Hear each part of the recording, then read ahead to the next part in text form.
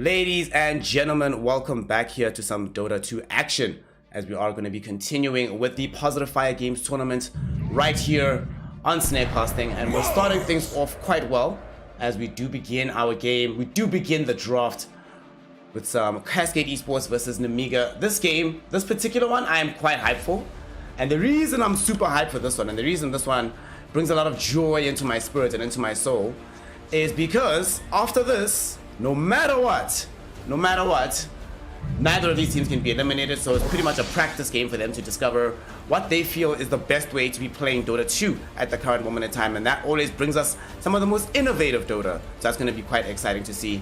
Of course, today I am not alone. I am joined by Googly comrade, homie.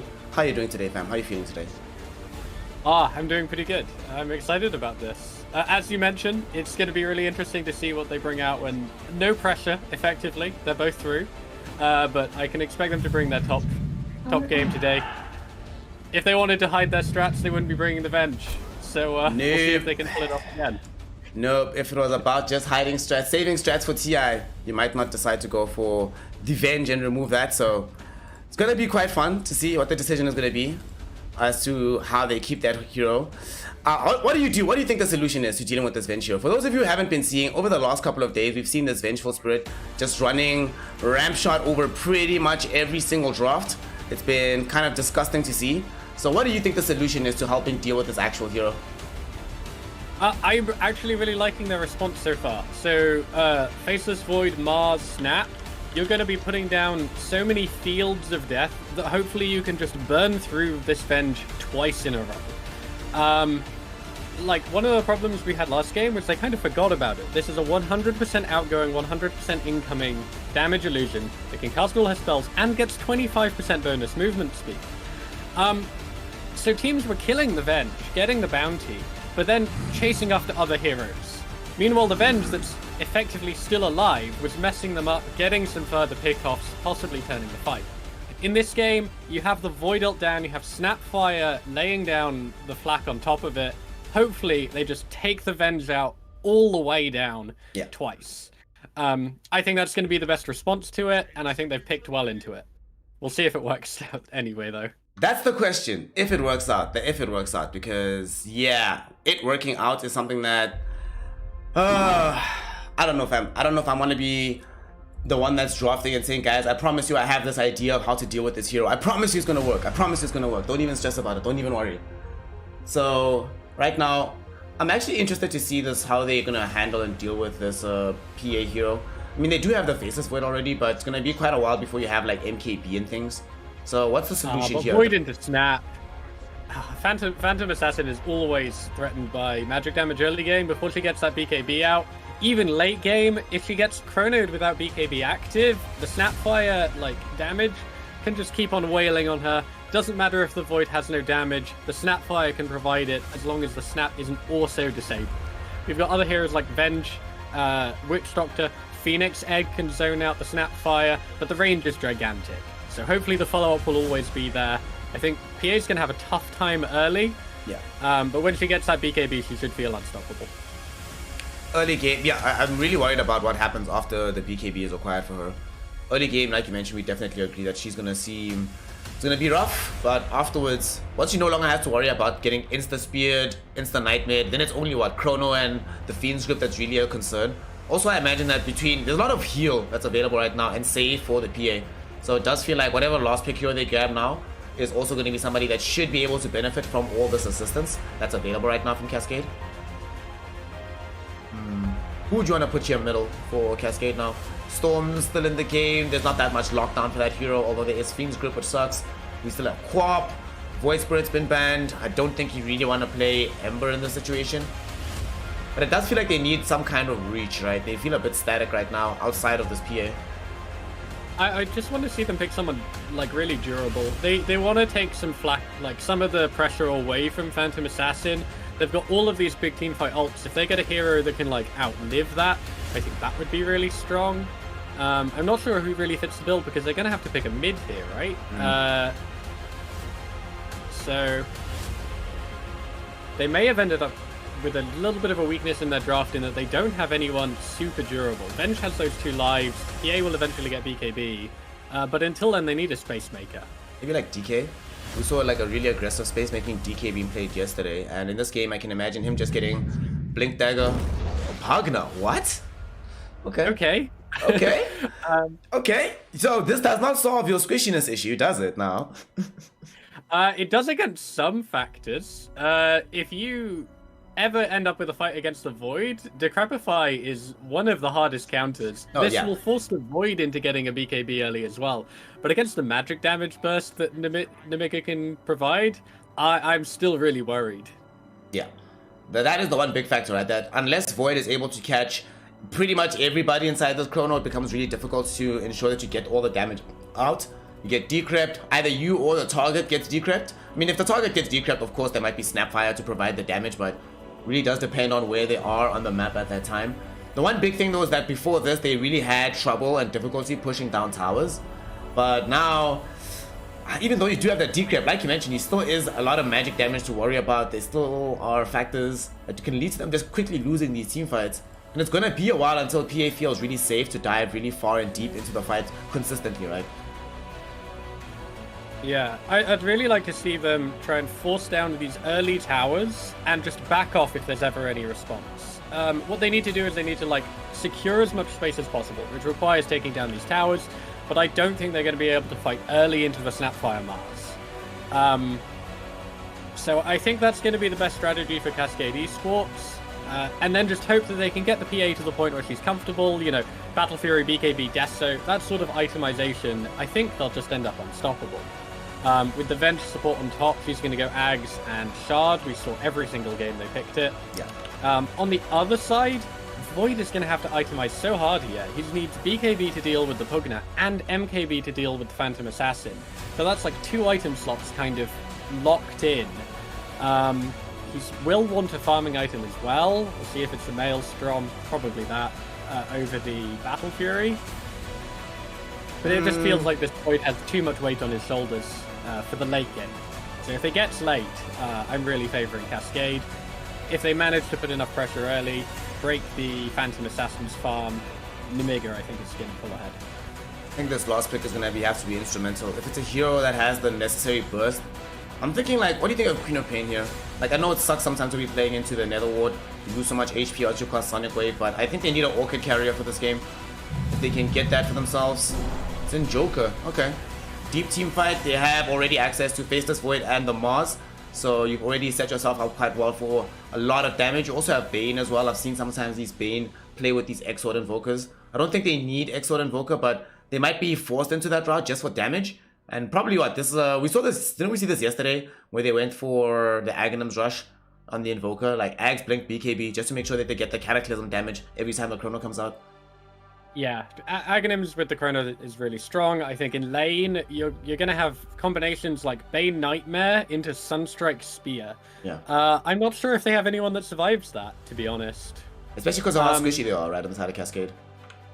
Yeah, and Invoker doesn't even need to be present for that, right? It's just Mars and Bane is the setup. Bane alone could be a threat to solo heroes if there's no support coming out from Cascade. Oh, once you hit 6, these heroes will die, because then you get gripped, Nightmare sets you up, you get gripped, Sunstrike, and then even if you survive that, they just brain sap you and you die no matter what. It feels always so bad, it always sucks. Mana cost's very, very high on Invoker though. That is not something to ignore. If this Nether Ward is down and Invoker is just freely casting in it without caring about that, he's going to lose like half, 2/3 of his health pool. Easily. I think Cataclysm is like a 400 mana cost. Yeah, Cataclysm is massive. It's like, it's huge in terms of how much it costs to cost. The one big thing though that I think can help them out is at least now they'll have access to Alacrity, so that even later on, once Kaori gets like Aghanim Scepter on the Phoenix, the Supernova Egg never actually feels super safe in this game. So they have tools to deal with that. They've got team fight now for the side on Mega, some damage. The Void is still the one that really has the difficult game because he's the one that has to buy all the items, but I think Aincrad Invoker definitely makes your life a lot easier. Take some of the pressure off the Void so that he doesn't have to fully rush the damage items, can play defensively a little bit at first, knowing that Chronos can still kill you. Yeah. So who you got on this, Googly? Nemiga on the Void? Or do you believe in the Cascade Vengeful Spirit? It's always tough predicting any games of the PA. Because, like, however far behind they are, if the PA lands those crits, boom, game over. But I really do like the team fight on Nemiga. They've got so much stacked up. Even if the Void Chrono is on cooldown, they still have the, what's it called? Mars ult, the Arena. The Snapfire ult is fairly low cooldown. Invoker always has his cooldowns pretty much. Like, I think the longest is 50 seconds. I'm really liking it for Nemiga. And the Ags combo as well. My bet's with them. So you're going Nemiga on this one. We shall in a moment hear what Chad has to say about this, if they share this particular faith in the Nemiga draft. I just had to quickly reconnect to Dota. We had the camera bug. It's been a while, but every now and then we are summarily reminded that this game, of course, is still in beta. Feels bad. What can we do? So I'm looking at this Nemiga. I like what you're saying, right? And the rationale I think makes sense. But for me, all I have to say is just this Venge. Honestly, I have... yesterday there were so many games where I was like, yeah, this should not work in this situation, but it ends up just looking crazy. This is probably going to be one of the harder games for that because not supporting the most powerful cast. So I think it'll really rest on how well Shisui is able to perform on the Pugna in the mid lane. If the Pugna is able to have a good game, then not feel like he's super squishy, then maybe Venge will look super strong, but I don't know.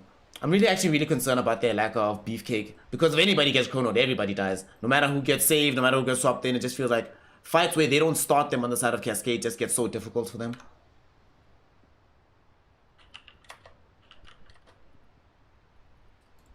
Just a quick pause here at the beginning of the game, whilst we have some reconnects. This is just the nature of Dota 2. What can we do? What can we do? Nothing can be done about this. This is just how people roll.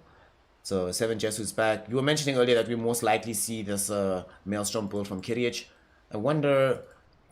There's no Magnus in this game, so I doubt we'll see 7 Jesu skip the Battle Fury in its entirety.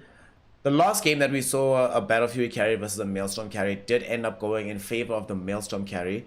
And it wasn't PA in that game. I forget who it was. I think it was Anti-Mage. Was it Anti-Mage? I don't remember. Either way, what do you think about the farm speed that Kirich is going to be able to reach in this game if he does just go Maelstrom straight into BKB? Or do you think it's bad enough playing against Pugna that BKB should come first?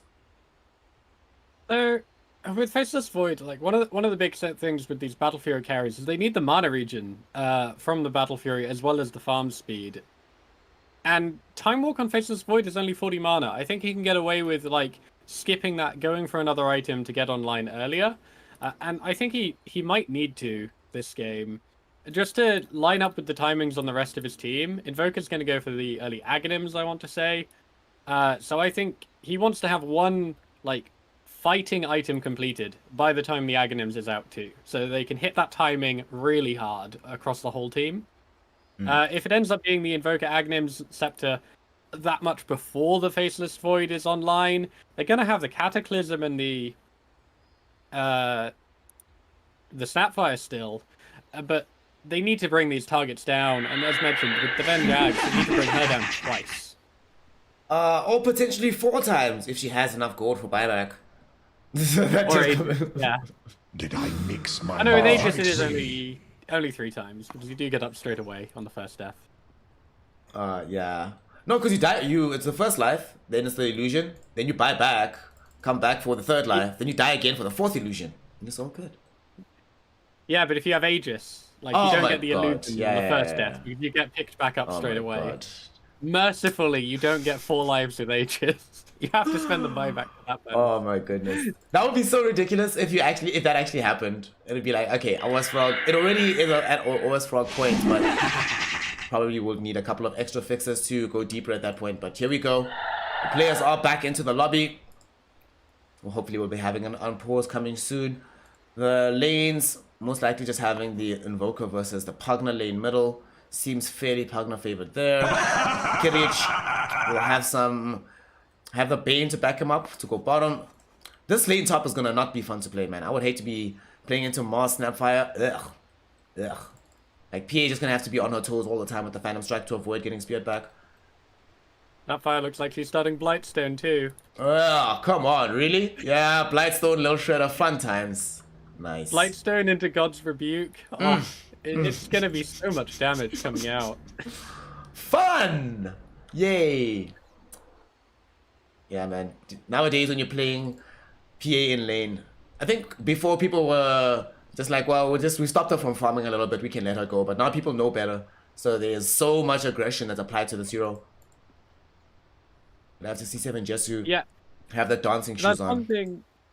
One thing I was thinking with the change to the patch on teleport scrolls, it is so much better. After First Blood, to just die on a support. We've seen so much aggro coming from these supports. They're willing to dive the towers. They're willing to, like, give up their life. It's like, even if they don't get the kill, if they drop the carry to, like, 10% HP, it doesn't matter. That's still a win. The carry has to either walk back to base, wait for regen, wait for their support to buy regen. Either way, it's so many resources consumed. Sometimes you might be happier dying on a carry if you've already bought out. Oh, absolutely. Many, many times you're just like, man, hit me once or twice more, because then you spend so much time not actually being able to approach the lane. You know, if you approach the lane, then they just kill you, but then you're like, why didn't I die sooner? Because now I spent like a minute not farming and I died anyway, lost all this experience. It's just a mess. And I think it also creates this like psychological impact on you, because there's a moment you're still there contemplating exactly what you should be doing, and then that same support who harassed you within an inch of their life just comes back, full HP, full mana, and is like, yeah, let's go again, round 2. My thanks will come later. And then they just wait for their teleport cooldown, and as soon as that's back up, they're happy to dive again. Exactly. Feels pretty bad. My thanks will come later, when you least expect it. So, not sure why we still are paused up right now. I haven't seen Pugna this patch just yet. Have you seen any of the games on this hero? Has anything changed for the most part? I have. So I saw him being played. He's a pretty great defensive pickup.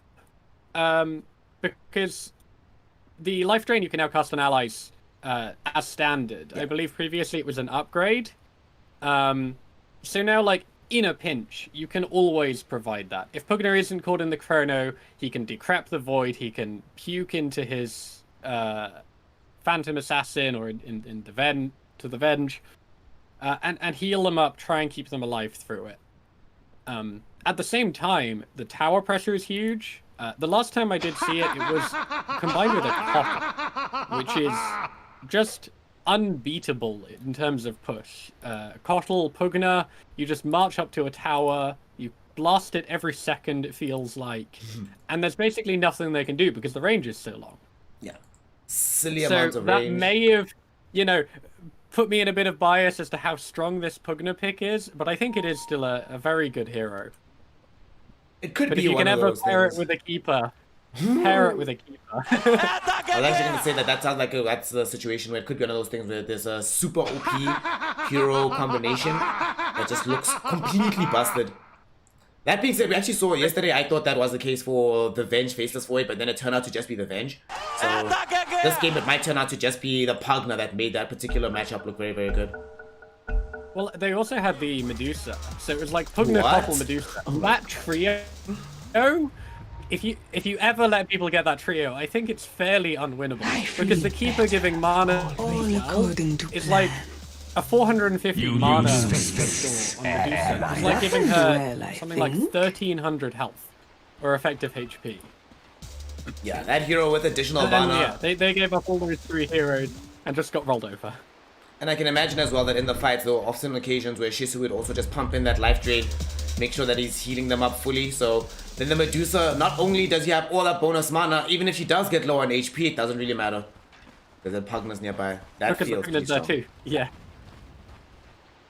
A big rotation from the side of the push was there to put pressure on the towers early, and that made room for that. Yeah, really big smoke play. They've looped all the way around. It has broken on the Snapfire. They're going to try to go for this engagement. Paralyzing fast, bouncing forward. They have the damage for this. They trigger off an EMP, and they're getting zoned back, however. Kairi is the one that's very low. Phoenix, they want to get that kill. Fire Snap Cookie will force Kyriach forward. Do they have the damage? Fairy Fire keeps him alive a little bit longer. Now suddenly it's the Bane Elemental that's in trouble. And the Vengeful Spirit will be able to secure the third. by bringing down Phoenix the is still alive? Kaori Okay. somehow still hasn't No, died. come- Eating through the trees, still alive. Bunch of people come up, and there's a magic missile. The chosen one, they do finally bring down Kaori, but it costs a lot as Cascade will be able to secure themselves a double kill on this Vengeful Spirit to start off this game here, Googly. It does look like they also get 3 runes. This is a huge lead for Cascade Gaming at the beginning of this game. What a way to start the game. And of course it's on the... Of course it had to be Venge, right? That got all of that advantage. Of course it had to be her. Oh my god. I really like the attempt they made with the Void jumping forward with the cookie. Phoenix, they immediately identified... Phoenix only has 1 armor. Just hit that hero. But manages to get away long enough for the trade to come out onto the Bane. And to make matters worse, that Blightstone that you mentioned earlier, they had already hit Kaori with it, so the negative armor was in effect Kriech. With slightly more movement speed, would have been able to secure that kill, but unfortunately it ends up not happening. And now, they are going to be off to the laning start. He is bottom farming up versus this Vengeful Spirit. Given the heroes in question, I don't really see much pressure being possible to apply towards Venge, so we will have very good timed items out of her. I'm quite interested that they laned this way round, though. Instead of having the Snapfire with the Mars, stacking that minus armor God's Rebuke. I mean, Bane is also incredibly strong, definitely powerful enough to harass this Phantom Assassin and Witch Doctor back. But yeah, we were expecting that physical damage burst, as well as the Scatter Blast to really put pressure on the PA. Also, I think that To lane the other way around. this Bane hero at bottom with Brain Sap, you can put a little bit more harass out onto a Vengeful Spirit than Lodin is capable of with the Fire Snap. So, interesting decision to do this. How do you think this is going to work out for 7 Jesu though? Because, of course, he is going to be one of the big ticket heroes for Cascade Esports. So, this change clearly benefits him because there's less harass here. Do you think this is going to overall have an impact on how Nemiga plays the game out though? I mean, Bane hits for 62 at long range. I think the pressure is still there. Mars always strong in lane. Yeah. I think she'll manage fine. I don't think this will be a free farm game. Like, she definitely will be pressured. But she should be able to get plenty of farm from the lane. Should get a reasonable timing on... Not sure what her item choice will be. She's going for the Orb of Corrosion first. I really like that. It opens up early kill potential a lot. Without having to commit to the full Deso, which is what PAs used to have to do.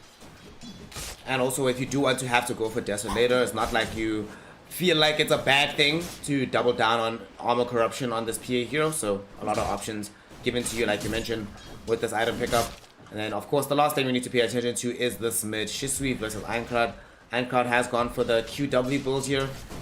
Shisui has bottle, so regen is not really going to be a problem here. Wait, is this Invoker also getting bottle? Okay. Some normalcy is at least restored to the world. Been seeing Have this you seen all Invoker's these rush feud, bottle. though? Yes, I see this. No, this is fine. Meme Hammer's fine. I like Meme Hammer on Invoker. I love the item choice, but still a meme. Oh, that minus armor into Kaori, dropping super low. That was like 1 Scatter Blast from 80% HP and having to solve up. Yeah, Kaori solves up to just stay safe here behind in front of the tier 1 tower. I don't, little shredder even. That's only level 2 Little Shredder. Also, we love to see it when they have already the Snapfire available for the later portion of the game when Supernova comes online. Makes life a lot easier when you do not have to worry all that much about who's going to get to the egg. Provided that the Baseless Void gets down the Chrono as well. You also know some heroes will be completely removed from there. And Kaori taking even more harass, down to half HP, but they're going to turn on him now. Magic Missile was there. Do they want to find the kill? Fire Snap Cookie thrown back onto Kaori, but unfortunately, Fire Spirits onto Kriech prevent him from getting off the attack speed for the final kill. He might not be able to find it either. Kaori did manage to escape. He's still trying. They might actually kill him. They've got Wave of Terror in just a moment. They've got this damage. Vengeful Spirit yet with another kill here. Another Killing kill spree 4 minutes in. This is not the start you want against what's pretty much becoming their signature hero on Cascade. Absolutely not. Oh boy, level 2 Wave of Terror. Already looking like it is quite strong. He's got boots now as well, so that means that the next time that they try to go for that further aggression, it's going to be even easier for the side of Cascade to chase back Kriech. Top lane though. Yeah, a little attempt was made onto the Bane. He teleported out after the cast was thrown. Didn't have any bounce targets, luckily, to head back across to him. So teleports out, gets away with a slither of health. They do finally Meanwhile, manage to bottom, get the they get kill the bottom resentful though. on revenge. Yeah. Finally make that happen. It's a huge kill streak to be ending. Nemiga also managed to get that onto Kiric. So the Faceless Void grabbing up all that gold. Top lane, those looks like they want to try to bring down the Chosen One. They know that he's alone right now. Maledict is out from Kidaro. They do have Paralyzing Cross, but does have one nice spear to prevent the cancel. Beautifully done there by the Mars. Gets himself home to safety. Does mean that he will be away from this lane for a while. So this PA will finally be getting that much needed free farm that makes this hero so good. Top CS on the PA right now. 29 for 3. Essentially, I was expecting her to be pressured. Maybe they'll regret not sending the snap against her and sending the Bane instead. Shisui's here. They were trying to get a kill onto Kiric. And do the life drain find the kill? They're looking for the Sunray, but they're not going to find it. Invoker. What a timely TP in, because not only does he find the cold snap onto Shisui to prevent him from chasing, also threw out the tornado onto this Kaori Phoenix to prevent the Sunray from burning down this Faceless Void. So they do everything in their power, but they do manage to protect him. Eric actually was salving up, wanting to go aggressively back in, but gets that cancelled by the Venge because he showed up with the salve while it was still ticking. Ends up only getting to like half health. I think only like 1 second of the salve tick. So that's really sad. He will find himself almost bringing down Shisui middle though, but Shisui DD activated. What's with all this action that doesn't really have a likelihood of getting killed? Everyone's just trying to force each other back to base, open up as much space for themselves as possible. And because I think they know that there is no Sunstrike available, it gives them a little bit more confidence to play these margins, not having to worry about the heavens themselves opening up to kill you. I'm quite disappointed in the build on Invoker. I do think it would have been better to go for the Exalt build into the early Ags. Instead, he's going for, Quaswax into Meteor Hammer, which is still going to bring a lot of damage. But the Aghanim Scepter Void combo, I don't see why they would skip that. Yeah, that combination is super good. Top lane, Kidaro might actually die here. He's being dove by this Bane Elemental. He does end up losing his life. Will he pay for this is the question. Nightmare is back online, but there is mana for this. Is he gonna cost it? There we go. Let's run away. Yeah, it's all good. And Chosen One just waiting on the spear. Spear him to the wall. I don't think they have enough to kill him though. Wait, they actually have one back online, so maybe Brain Sap, but 7 Jesu is able to jump away with the Phantom Strike to keep himself alive. Meanwhile at bottom, Kaori chasing after Lodine right now. The nice swap comes in from the Ven with the stun. That Easy was so kill. sick. That was nice. That was so sick. Swap into I was quite worried for Missile. Kaori there. The cooldown on Little Shredder was nearly up, and with that health pool, I think Snap could have just turned. But the swap comes in from the bench to seal the deal. Yeah, I'm looking at that Snapfire. Level 2 with the Shredder and a pointer to Scatter Blast. Probably could have turned for that kill. But instead, they grant yet another kill to the Vengeful Spirit. First time that she's using her ultimate. Nether Swap, great at level 6. She not going to be able to get closer to where the Faceless Void is. Right now, just concerned with farming. Because we know what's coming. We know what's coming here, Googly. So it begins. Here we go. Blade of Alacrity is the first item. Now, it's only a matter of time. It's only a matter of time until the double Venge is now online. I was talking about the Phantom Assassin having the most CS in the game. 45 to that. The next highest was 40. But look at the net worth. Yeah. Swap across to the net worth. 500 ahead of Vengeful Spirit right now. I mean, look at her kill count. She's 4, 1, and 2. Very decent CS in the lane. She's level 6. She's just gotten a kill recently. It's not really a surprise. And it's not like this Faceless Void. We were talking about this earlier. Not like he can really do all that much. Especially with the lane partner to go into the face of the Venge. So she's the one that's actually been able to have the free farm lane that is the envy of all these carry players right now.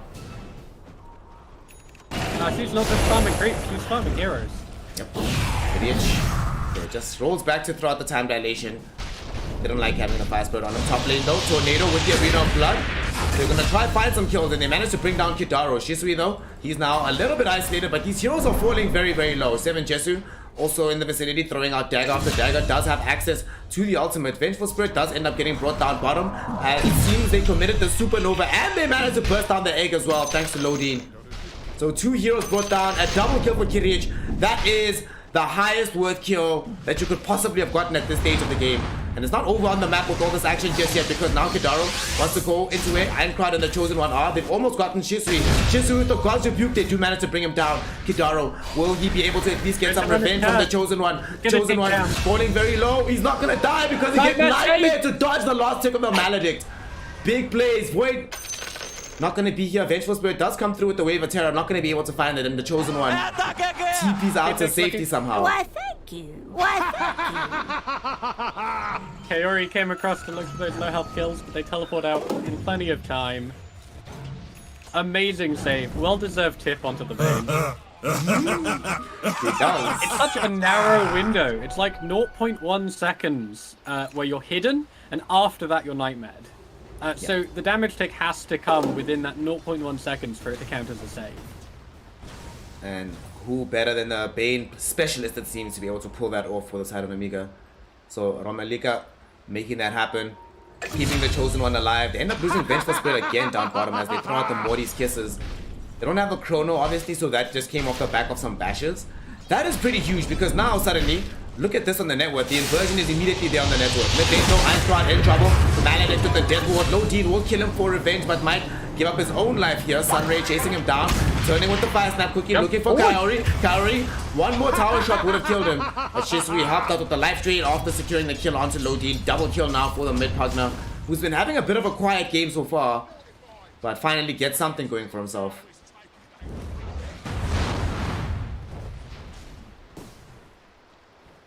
Top, we see another arena. Man, what's happening? Quickly. What did you feed these kids this morning? 20 kills in 11 minutes? What's going on, fam? As I was saying, 3 teleports on death. Who doesn't like dying? Don't tell your pugs I said that. Oh, man. Do not tell any pubs. If the pubs now, anybody that tries to play Dota 2 with the advice in tow, yeah, I'm just quitting. Every game's gonna be an Overwatch case, guaranteed. Nemiga now, smoked up, moving bottom. Try and make use of this tornado with the cold snap. The meme hammer, not finished just yet, but they will be able to find Shisui here. Tornado will catch him out with the ENG. They have Fiend's Grip. They don't actually have the grip. There's no mana on Ramaka. Oh my god, they're out of... They have to run away. Lodine near enough, takes out the egg super quick. Yeah, the little shredder making the difference there to make sure Supernova isn't going to zone them back. Mars with the invert, misses the spear. Kidaro. Little shredder though, tearing them apart. Full medallion completed on this Snapfire. I also love that he's just reaching in immediately for the Solar Crest, saying to himself, well, if I just get this item immediately, then we're already doing so much with the little shredder. Imagine what more is going to be possible with that item. Also buffing up the Void in the Chronosphere. It's 65 attack speed. It didn't lose much of its attack speed with the nerf, but it lost like 1,000 cost. It's amazing now. Yeah. That item is so cheap. Actually, when I first saw the change, I thought to myself it's most likely going to be the offlaner specialist every single game, but turned out these supports were two hero chrono on the backside of the fight, catching out both of these supports. They've already brought down the Phoenix. Kidaro, he's the next one in trouble, getting bashed up by Kirich. And Kirich not going to be able to kill him just yet, but they do manage to bring down Shisui with the Morty's Kisses. Does cost them the life for the Snapfire, but they eventually get the Venge kill. There's going to be Fiend's Grip as well into the middle of the fight. They find Venge, they kill Venge, and there's no Aghanim Scepter, so no second life for you. Cascade Esports end up losing 4 here in the mid lane. That's Void Spirit. We were debating what items he would go for, if he would go for the Maelstrom or the Battle Fury. We'll have a look. He went for a casual Javelin, then into the Mask of Madness. But way more aggressive than we thought. Javelin Mom, I think it's because he recognized that once he gets down the chrono, everything else is no longer his responsibility. He just has to get out that right click damage. There's a lot more follow-up from the rest of the team to help out afterwards, so he can't go for this route. It's just purely about smacking the opponents in the face. Succeeds at doing so that time around. Is now by far the network leader on the map. Who might actually be able to get to the items he needed. You were mentioning the timing in the draft of when the BKB comes out versus when Pugner is going to be able to peak. And we see that Aetherlens is online right now. Pugner, whatever item he's going for next, will definitely be behind the timing of the BKB on the Faceless Void. So then a huge... He wants the full blood. Yeah. Wait, he's going to go for the full thing. Oh my god. Venge, one component away though. The timer has nearly hit. We'll see how much of a difference it's going to end up making in these fights, as we now see Nemiga smoking up again. He just came off the back of an extremely successful fight. Will they be able to find more? Bottom lane does get brought down by Shisui. So they don't have any targets just yet, and because we don't have Blink Dagger available at the moment for the Chosen One, he's not going to be able to reach onto the Venge, even though he does see her. Tornado though, going to open the space up for him. Meme Hammer to follow this up. They spear her to a tree. She still doesn't have the Aghanim Scepter, so she will die. That's such a vital kill right now. Yeah. That's really important for their game state. Is this Good game progress winnable made for towards Cascade without DKD it? as well.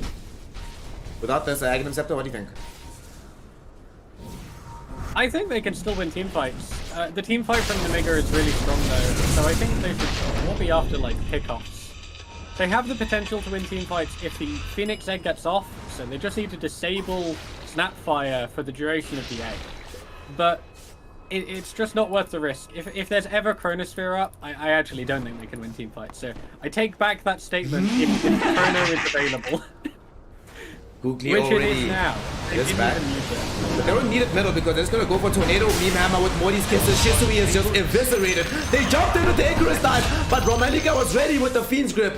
Grabs it out. Kidaro did throw out a Maledict out onto Lodi. Lodi might die, but unfortunately will cost the life of Kidaro as Lodi still secures a triple kill, even in death. Oh boy, that's a problem. And we were talking about this in the drop, the squishiness of these Cascade heroes, and we're seeing it time and time again here in these fights, Googly. And they're not done yet, because Seven Jesu might be the one that's in trouble. Does have a Phantom Strike target, but that also opens up the pure space to get jumped out with the arena. Meme Hammer coming down onto the face of this PA. PA now gonna get chronoed into the base. There's the Vengeful Spirit nearby as well, but she's gonna die inside the bubble. Shisui will respawn, coming back into the fight. They're gonna go in with the paralyzing cross bouncing forward. Finally, we get a supernova that can't be immediately brought down, but at the same time, they still will manage to get yet another kill onto Kidara before they retreat. Snapfire might be another victim. They've chased her down. Oh god, Lodin. Lodin running away from the life train. Sunray will get the kill. Long. But the fight's not over, because now Shisui's gonna pay for this with his life as he gets jumped on instantly by these Nemiga heroes. Surround him, kill him, put out the contract. I wanted to stay around my that last favorites. creep wave. The Phoenix had the kill and had Icarus dive to get away, but the Pugna stayed around. Wanted to get one more blast on the creep wave. Mars lands the spear. Hey man, Pugna needs items. Greed is good, 99999. Sometimes it'll cost your life, you do what you gotta do. I'm We're just talking kidding. about how far ahead the bench was. Look at the change in net worth now. She's died 3 times in a row, just before hitting that Aghanim Scepter timing. Yeah. They've done a phenomenal job on the side of Nemiga, focusing down this Venge, preventing her from getting to it. She's gonna get it now, before the next engagement, but it doesn't feel like it's gonna be nearly as impactful as it would have been had it been achieved like 2 minutes ago. And it was possible at that point, but like you mentioned, dying 3 times back to back to back in very unfortunate circumstances makes that very difficult to achieve.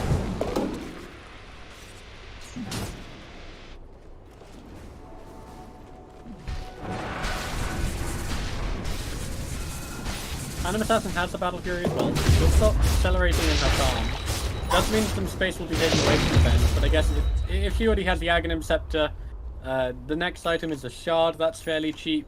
Her item progression is mostly there. So I think giving up the space to the PA is going to be a worth it trade. Yeah, definitely. PA is going to be the one that wins this game. It's pretty apparent from how these fights have been breaking that Shisui is not going to survive most of them long enough to really put out a massive impact. I think honestly sooner rather than later is going to have to start thinking about Aeon Disc in this game, which is never really a happy thing to have to admit, but it is what it is. Speaking of, Witcher finds him. they come But across if him, he gets her swapped back to fight save him. then- They're trying to take this fight, there is no chrono. But they're looking for the rest of the engagement inside the arena. All 2 heroes squad looking for the Venge right now. Sunray gonna heal her up a little bit, dive away from the Phoenix. Keeping alive by now. This is a buyback from Shisui looking towards Lodi, but the little shredder. Look at what damage Shisui took. And they jump him with the God's Reach. Instant burst onto him. Fiend's Grip onto the Phoenix, preventing the Supernova from coming out. And now a chrono directly onto the PA. Vengeful Spirit will also get brought down outside of the bubble. Will not be able to help out with saving the PA's life as she dies inside it.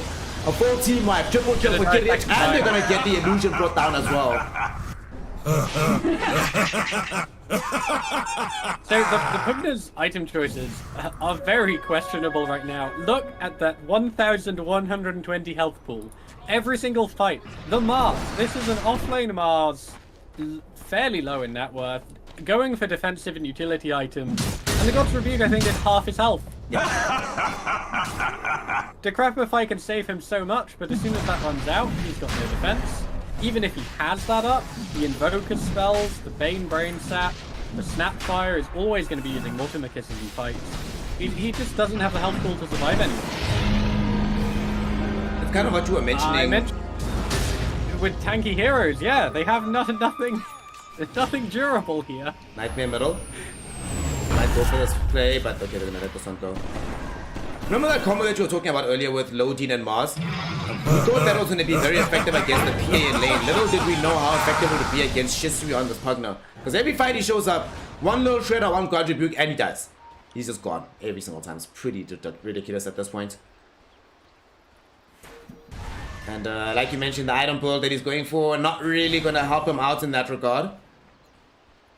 He hasn't made any item progress since this Aether Lens. Pugna is sat at bottom of net worth of the cause.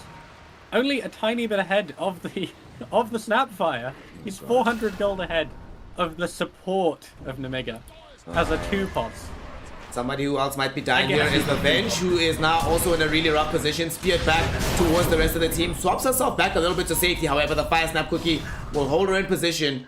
They probably don't want to commit the chrono, but they have enough damage for this. They'll be fine. And they get the kill. The illusion is out. They might be able to do that as well. Yeah, they've got it. No response. They don't even feel like they can fight. When Vengeance jumped on, she has 2 lives to burn through. They had so much time to respond to that. She ran all the way across from by Roche Pit, pretty much next to the tier 2 tower. She died the second time. I'm surprised, like, if they don't feel like they can take that fight, I hope they had a timer on Chrono to know that that was on cooldown for the whole time.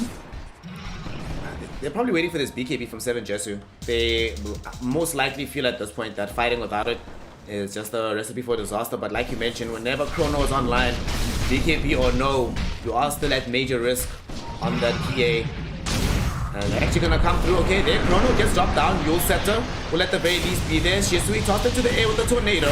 And they get the body skins. They'll be the allied swap. Kirich will actually die on the first life. And there's also gonna be Maledict Deathward flying out onto the chosen one inside the arena. Supernova also pops on the high ground. Not gonna stun anybody. But Kirich, upon his return on the second life, pops BKB. Can he take this fight? They haven't actually been able to kill these big targets. Now they're focusing Lodin. Lodin is gonna get killed. Incut in the corner as well, where Kaori is chasing him with the dust available onto the Injoker. They just don't have enough damage, but Kaori finds the Yule Scepter. And Ironclad now suddenly will die here. Decrep makes sure that he will live. Shisui with the TP in keeps Kaori alive. Finally here, Googly, they take a good fight. You are wondering which one it was going to be. It's going to be the one immediately after the Chrono only catches one. Yeah, and the Yule Scepter protection, followed by the Yule Scepter on the Void Up, that is, followed by the swap, keeps Pugna alive. And then without the burst on Pugna, he actually drained his way back to full life against the Invoker that chased after him. Then the Invoker was taken down, Snapfire went after the Pugna, now a full health Pugna, can't burst through that, drains the Snapfire to dead. Only 1200 health, but without being able taken down all the way, can drain it back up to full every time. What a fight. That also gave them the gold for BKB for 7 Jesu, so he will now have the immunity for the next fight. Obviously didn't really need to use it there, but great progression. Sunstrike just to scout him out a little bit. They're actually going to jump him. Time dilation is there, but no chrono. No chrono. Yeah, no chrono. So they can't kill him. It's just trying to spook him away there from the farm so they get control of the jungle. Kind of limiting their map control to just the southern side of their own jungle. Yeah, and I imagine that they also want the next Roshan as well. So if you do this now, then you open up space when the big man does come back. It's a lot easier for you to reach there. Kirich also has access to this Aghanim Shot. We just saw the reverse time walk. Mid lane. There is some aggression out onto the void. In the meantime though, they do find Kidaru, who tried to just stay alive a little bit longer. Sunstrike down onto the Vengeful Spirit. Venge was Nightmare up, will actually be in a rough position. Chaos Meteor onto him as well. And they're jumping onto this Pugna. Kirich actually finds a triple kill. And they're trying to jump onto Kaori, but they're not going to get him. They're not ignoring the illusion this time. Nemiga watched those games. Yeah, they know better. Every time the Venge dies, they kill him again. Honestly, sometimes I feel like there's higher priority on killing the Venge illusion than there is on killing the Pugnut. It's like, yo, illusion, go for it, quickly, kill it. Again, it gathers experience too, so you can fully farm. You don't lose anything for playing the illusion instead of the hero. Alright, Googly, I think we're heading a bit of a worst case scenario here because look at Kirich's build. He just finished off the AC right now and is going to begin building into the MKB. This is a worst case scenario because we were talking about how much is on his back, and honestly it feels like he's been carrying this weight with absolutely zero encumbrance, because not only is he going to get to the point where this MKB is available, but then it's also that PA, no matter what she's doing in the fight, will have very little few options in terms of keeping herself alive. And speaking of, they're going to jump on her. Arena won't be there. She activates the BKB. So everybody just wants to let this one go. 7 Jess, be careful about going forward for this one. Chrono is online. Spread out. Void wants to beat. He was looking for it. He's looking for the... Doesn't get the chrono. He keeps raising his hands, but he's like, not wanting to find the wrong targets because he knows that there is potential to counter him. Now he doesn't have BKB anymore. Gonna look for Shisui with the chrono. Low G in the meantime will at least be able to help kill Kidaro. But now they need to back. They need to get the hell out of here. It is 4v5. No buyback available on Kidaro on the Witch Doctor just now. They smoke up instantly. Cascade. They want to come forward for this fight. Looking up the high ground. Looking for high ground first. And they don't have arena, they do not have access to the supernova. They drop down the supernova will not be targeted at all as long as he's getting brought down in the backside of the fight. But the egg's not going to start up onto anybody. 7 Jesu running from the fight without buyback, able to jump towards the creep wave, but it's still going to end up getting brought down by the spear at the backside of the fight. Void is getting stunned up, he's getting controlled. Is he being controlled up enough? He's got 1 HP, dive forward for Kaori. Will be able to kill him. And Chosen One with Ironclad, they eviscerate Shisui. They take that fight early with the 4v5, and sure, they get the decent positioning of the supernova far away from the snapfire, but regrettably, it doesn't have any material impact on the fight as Cascade Esports get routed here, Goofy. I know you were talking about the characters carrying this game, but I really feel like the MVPs are the Mars, Chosen One, and this Snap. They've been doing so much work throughout. One thing that I've been seeing is the win rate of Snapfire is really high in competitive Dota this batch.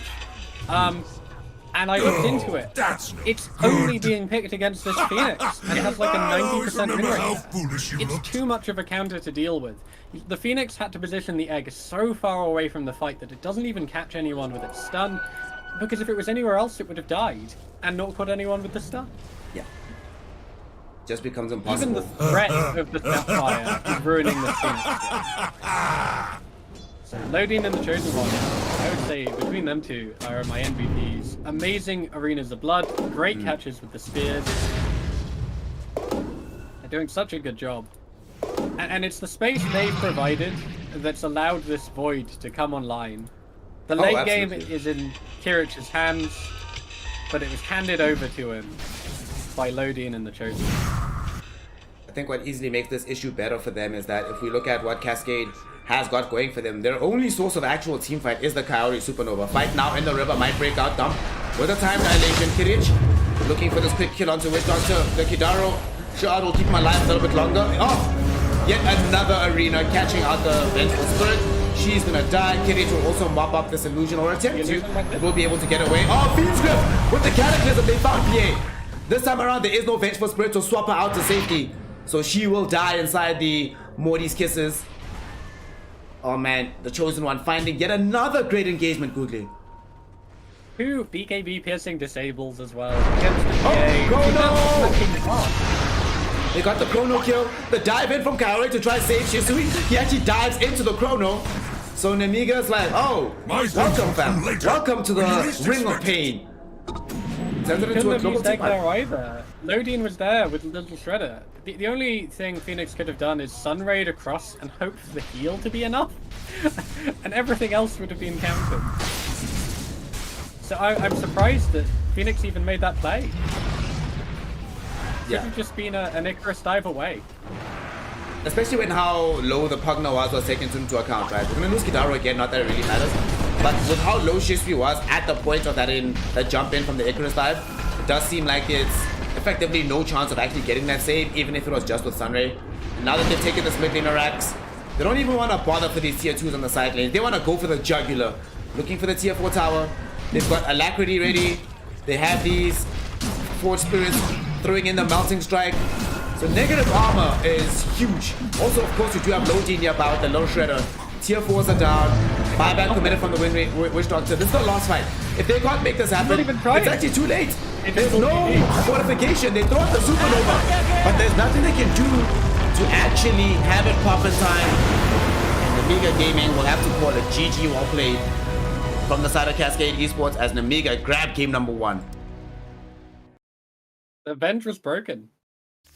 I think those ganks, like, again, 3 kills before she finished up that Aghanim Scepter, after such an amazing start, too, ruined her potential. If those kills had come after the Aghanim Scepter, she's still on the map. She's still providing that pressure. You know, Mars ult committed to deal with her the once. She's still there for the second time. Exactly. I mean, she got the Aghanim Scepter at 18 minutes. She was poised to get it at around 15. And it would have made a huge difference because that's when they started really turning up the pace and the pressure from the side of Nemiga. But unfortunately, ends up not really working out for them. Like, imagine when if she had this Aghanim Scepter before the Blink Dagger from Mars. But Chosen One gets there first. They get these ganks going. And like you say, they broke the Venge. And with Venge, it clearly does seem like when you pick this hero in the offlane, a large portion of the strategy did revolve around it. Especially if it goes not well. Because Shisui wasn't really able to make up some of the gap that the Vengeful Spirit was supposed to be covering. So they end up going down here. So game 1 in the books. Nemiga with the victory. As mentioned before, it does not matter in terms of getting you into the playoffs, whether or not you come away with the W here. However, everybody wants to be able to exit the group stages in pole position. So now Nemiga, 1 game away from being able to pull that off. Cascade Esports, will we see the Venge again, Googly? What do you think? Oh, they just need to pick it with someone more durable. They didn't have another space creator on their team. As mentioned, the DK mid, I think that would have been a really solid choice. But instead they had this Pugna, and it just really suffered. The whole lineup, they didn't have someone that they wanted to be walking in first. Most times you have a Phoenix, the opener is often the Phoenix egg, but you can't do that into Snapfire. So they just ended up with a situation where they were always the ones getting jumped because they didn't have any jump themselves. Possibly, if they were ahead enough, they'd be able to open with the swap, but they never got to that position. Well, we'll have to see what they come up with in the draft for game number 2. So, we're going to be taking a short break, ladies and gentlemen, as we prepare for that. The teams are already getting ready, the mental juices are flowing, and the drafting will continue in just a moment. So, go stretch your legs, grab a glass of water, make it back here so you can witness the action. In the meantime, ensure that you are following the channel. Also, hop on over to the boy Googly Going's channel. Follow him there. In the description, you'll see his Twitter handle. Make sure to follow him there as well. And not just follow, do the right thing. Subscribe, donate, become patrons, help people grow, and give you the Dota 2 action all day, every day that you rightfully deserve. And with that, ladies and gentlemen, we are going to be on break for a few moments. So we'll see you shortly to continue some more incredible Dota 2 action.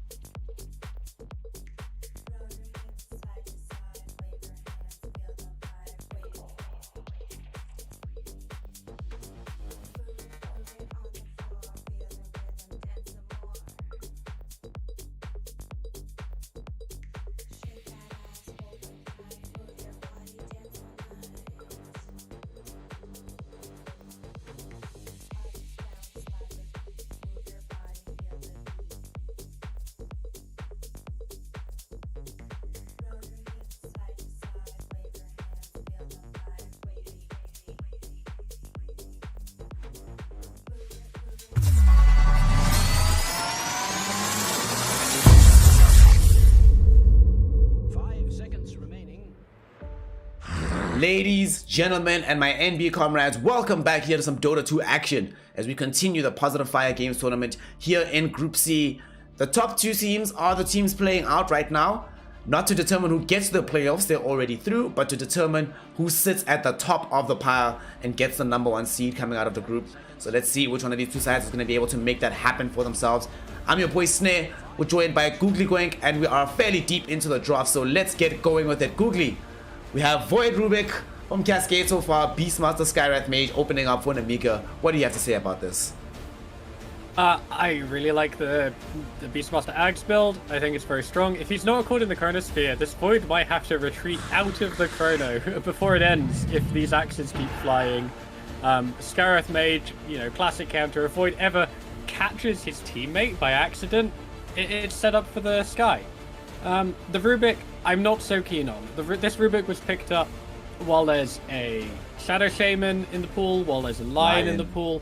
I feel like both of these do more work. There is one redeeming build for the Rubik this game, and that's going to be going Aghanim Scepter mid Rubik and just playing Beastmaster with the Arcane Super. Yo, that actually sounds based. That sounds so strong, actually, now that I think about it. Alright, I hope anybody who's watching will just forget the last 30 seconds of what they've heard, because I do not need my pubs ruined in this way. Every time there's a Beastmaster in the game, I'm now seeing mid Rubik. What? A Pudge? Okay. Okay. So Pudge Shard is actually the best save in Dota. Undisputed. It is a 450 range, infinite duration, hide that also provides 6% max HP regen per second. Yeah. That is potentially amplified if the Pudge decides to go for Holy Locket. To 8% per second. It does take the shard. It's at 20 minutes in. But if anyone is caught out by this Beastmaster and Pudge is nearby, he can just swallow them up and they'll be full health when he spits them out. So what I'm hearing from you is that we're going to be having off-lane Pudge, rushing Holy Locket and Aghanim Shard, maybe even a Blink Dagger for the additional save. Good time. Support, and we might actually see that mid Rubik. I personally hope so. When I'm looking at like the support duo of Bane Pudge, it seems to me a little bit stronger than Bane Rubik. And Bane in this, like Rubik rather in this game, I can see definitely having that kind of explosive impact from the mid lane, because they're going to need magic damage right now. If we look at this Cascade draft, where's the damage coming from? They've got this bubble, but then what? What do they do thereafter? Erstwhile Nemiga have this Beastmaster, they've got Medusa as the main carry, Skywrath Mage, dropping down the Mystic Flare. Obviously, we've seen the potential of the Vengeful Spirit in this game. Venge will also be helping with negative armor for Medusa, giving everybody additional damage as well. Good God, it seems so scary from Nemiga, but from Cascade, as long as I'm not chronoed, I'm not really afraid of ever dying here on any of these heroes. Yeah, well, they will get the damage if they do end up with the Rubik Ags, but that will only hit when he finishes the Ags. But if he matches pace with the Beastmaster, they'll arrive at the same time. I think that'll be fine, if that's the build. They might not pick it and will be super disappointed. Yeah. In the meantime, though, they've got great setup for this Pudge hook, so the pressure coming out onto the Medusa early game is going to be significant. Venge is one of the classic counters to Pudge, though. Silencer is an interesting counter to the Bane and the Pudge. Both of their ultimates just ruined by the Silencer ulti. See if that works out. So it seems like Nemiga counter a lot of what Cascade are trying to do. They have last pick though, so they might turn this draft around. You really gotta love these matches that don't matter for points, because people drag out stuff like this. How often do you get a game with Silencer, Skywrath Mage on the same team? The opposing team has Pudge. It's most likely gonna be, it's like 5 positions Skywrath Mage. Is it 4 Silencer or 5 Silencer in this game? Or do they completely flip the script? They need core off lane next. Yeah. That's what they need. That's what I want burn into Deucer and int on Skywrath Mage and Silencer, they need core off lane next. That will win the draft. And I'll put it to Cascade. Anything else, and we'll have to see. Oh man. Watch them go at this point mid anti-mage or something, and they're like, alright boys, this is the route, this is what we're gonna do. Wait, the complication here is that because they have last pick, you would imagine that they might have wanted to reserve the big mid hero for themselves. Probably consign Pudge into the offlane, but things get complicated now by the Silencer pick. Like you mentioned, unless they can have a hero that instantly just deals with Deuce or Silencer by itself, the game becomes very, very difficult. And they still need so much, right? They need a hero that can help them push down towers. They have very little Roche take right now. Their team fight is, not really that great outside of the Chrono, so you would ideally like a hero that helps you with that. So before the Silencer, I would have said maybe DP. Playing DP into Silencer, it is still doable. You buy Yule Scepter every other game anyway, but the lane can be a bit rough. Either way, this Silencer is just throwing a massive spanner in the works. And the thing, Nemiga, I think they were already winning the draft without it. They didn't even need a good hero, just needed a hero to make Cascade's life difficult. Yeah, I really like the Silencer pick here. I think it rounds out their draft nicely. As mentioned, it counters the Bane and the Pudge ultis. Like, their disables are just ruined by the Silencer, and then they'll come in with the Venge, they'll come in with the other heroes to save and counter during the silence. Void, potentially he could end up in a tough spot if he jumps in and then the Silencer reacts in time before the Chrono. Totally possible if you just cast the ulti, he's in the Time Walk. And Lion's their final pickup, so this is going to be the mid Rubik. We are getting to see it. Mid Rubik, offlane Pudge. How do you feel about this? It's not the pick I wanted. I said the pick I wanted, and it would have hard counted 3 of the enemy heroes. Lion brings a bit more control and a bit more burst damage to whoever they do manage to catch. They still have a lot of threat for this Medusa, and with the Void Spirit can go Diffusal Blade quite happily. It's not too far, you know, away from his normal build. Still going to provide a lot of damage. I do prefer the side of Nemiga Gaming, but they definitely have a chance on Cascade. And I want to see how this Pudge goes. I hope he goes for that shard. As said, it's the de facto strongest save in the game right now, other than, say, Oracle ulti, but it's a 10-second cooldown. It's amazing. I mean... So if anyone is caught out by Nemiga Gaming and Pudge is nearby, they can't go on self, and he'll always be able to save. I mean, we've seen exactly how they've been playing the offlane here from the side of Cascade, so I would be very surprised if we did not end up seeing the Aghanims shard coming out here for this Pudge. If it's OP in the offlane and it involves an Aghanims, it does seem like Cascade Esports is willing to do it. Nemiga though, a little bit more just cookie cutter in the broader sense of the term. The only real surprise from their draft is the pick of the Silencer, but everything else we've seen them do before, we've seen them do successfully, so they'll just definitely be feeling good. They are deciding to put the offlane hero in the Silencer, so how do you feel about this? Offlane Silencer instead of offlane Vengeful Spirit here? The harass is huge. Into a Faceless Void, he always wants to be able to time walk any damage dealt to him, but you just spam out the Glaive of Wisdom, it's just such constant, like, you know, mediocre damage. It's not burst that he can counter, but the harass is significant. It's a really great lane counter to the Void. But they've got that opening hook! Silencer! That's gonna be a first blood! Nice. They try and take a fight into this Pudge at level minute 0. That's what we like to see. They do get the ward. There's the ward in return, but that's a consolation prize. He's looking for There's another potentially one. another hook. Nearly landed on Medusa. Kirik could have been in a tough spot there. They try and go up the high ground again. Lodine getting brought low by these chain disables. Yeah, he's gonna have to be zoned back right now, running all the way with the team. They are not really in position to go contest for this area anymore. They might just leave Pudge here and have the rest of the team rotate out to the other side. Doesn't seem like they're able to make it fast enough, so Kairi will be the one to just snag up the bounties. Although Romalika's coming. By the way. I think. Will it be? Let's see. Nah, 2-2. It'll be 2-2. That's fine. They're very happy with the first blood. That's worth it. Oh, absolutely. Getting that first blood, also vindicating the decision to go for hook. You never feel good when you go for that hook and you don't get a kill. You're like, oh man, this kind of sucks, but you get it.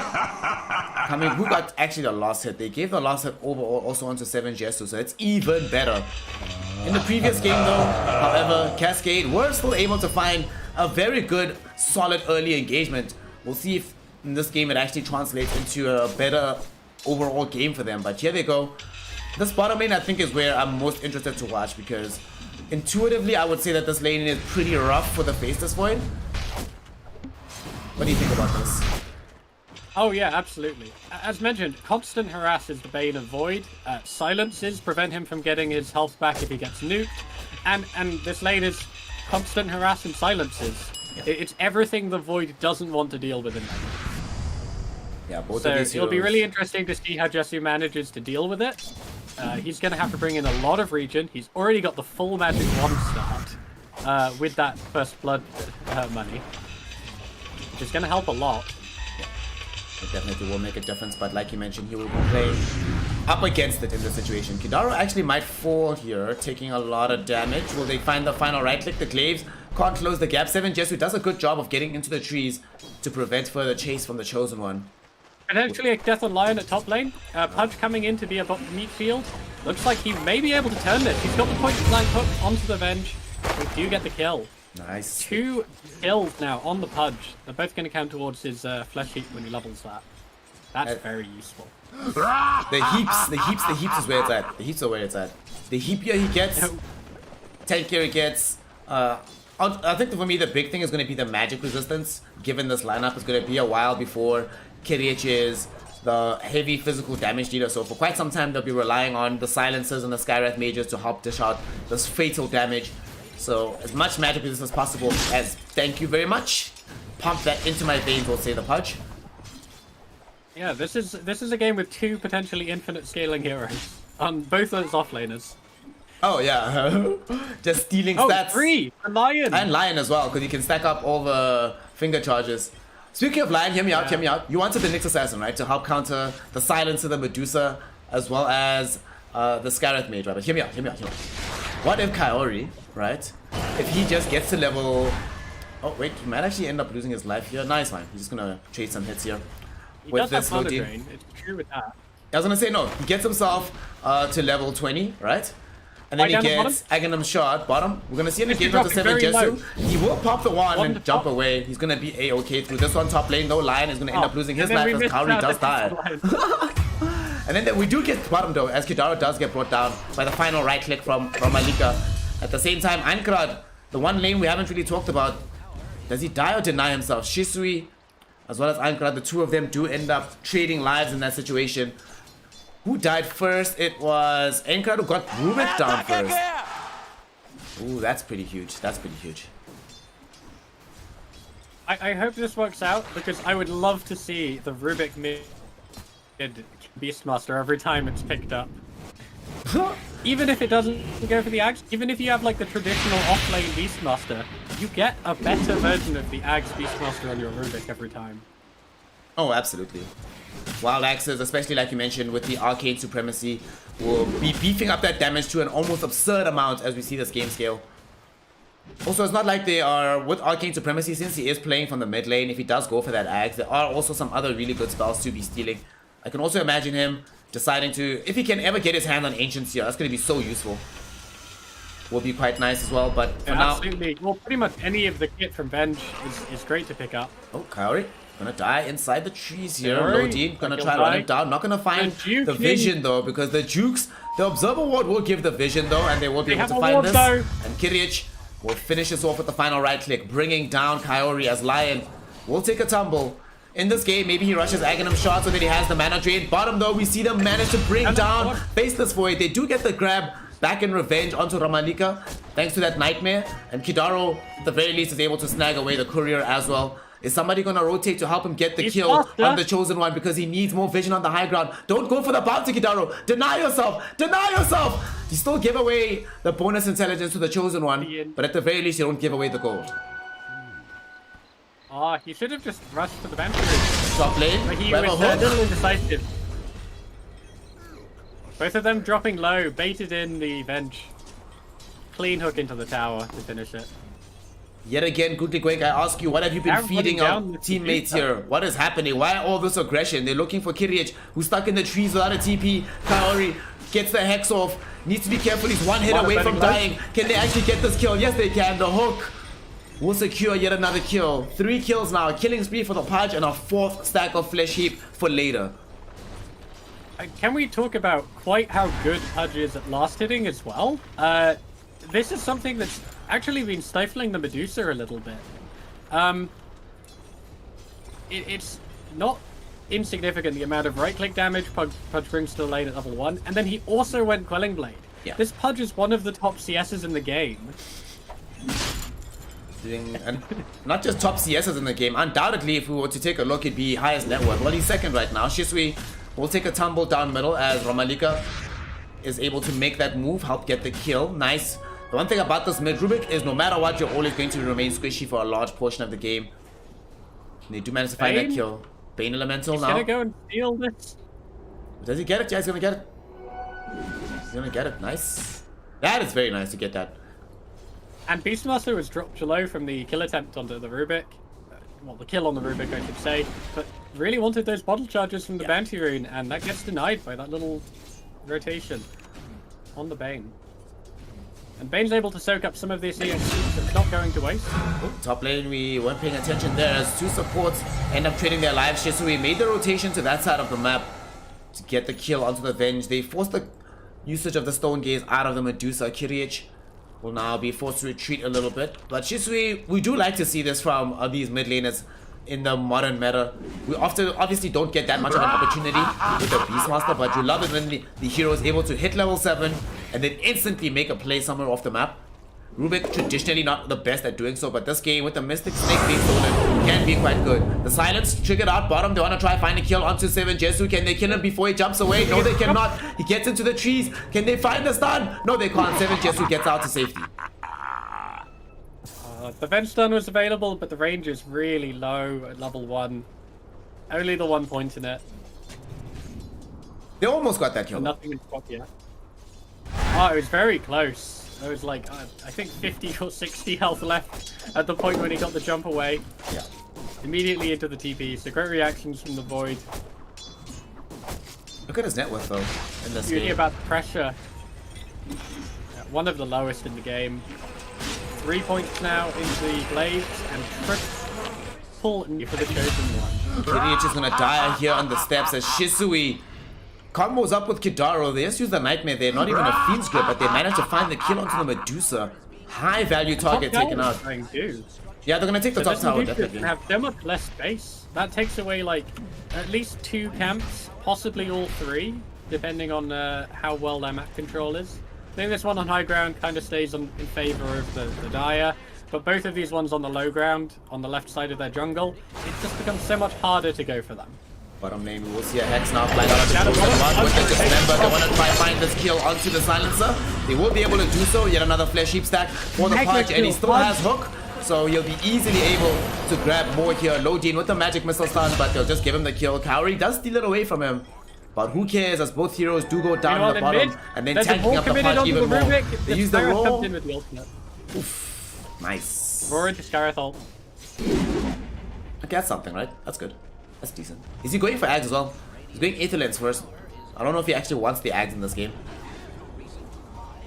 He absolutely does. It doesn't matter whether the Beastmaster goes Ags or not. Like, you'll always get the bonus.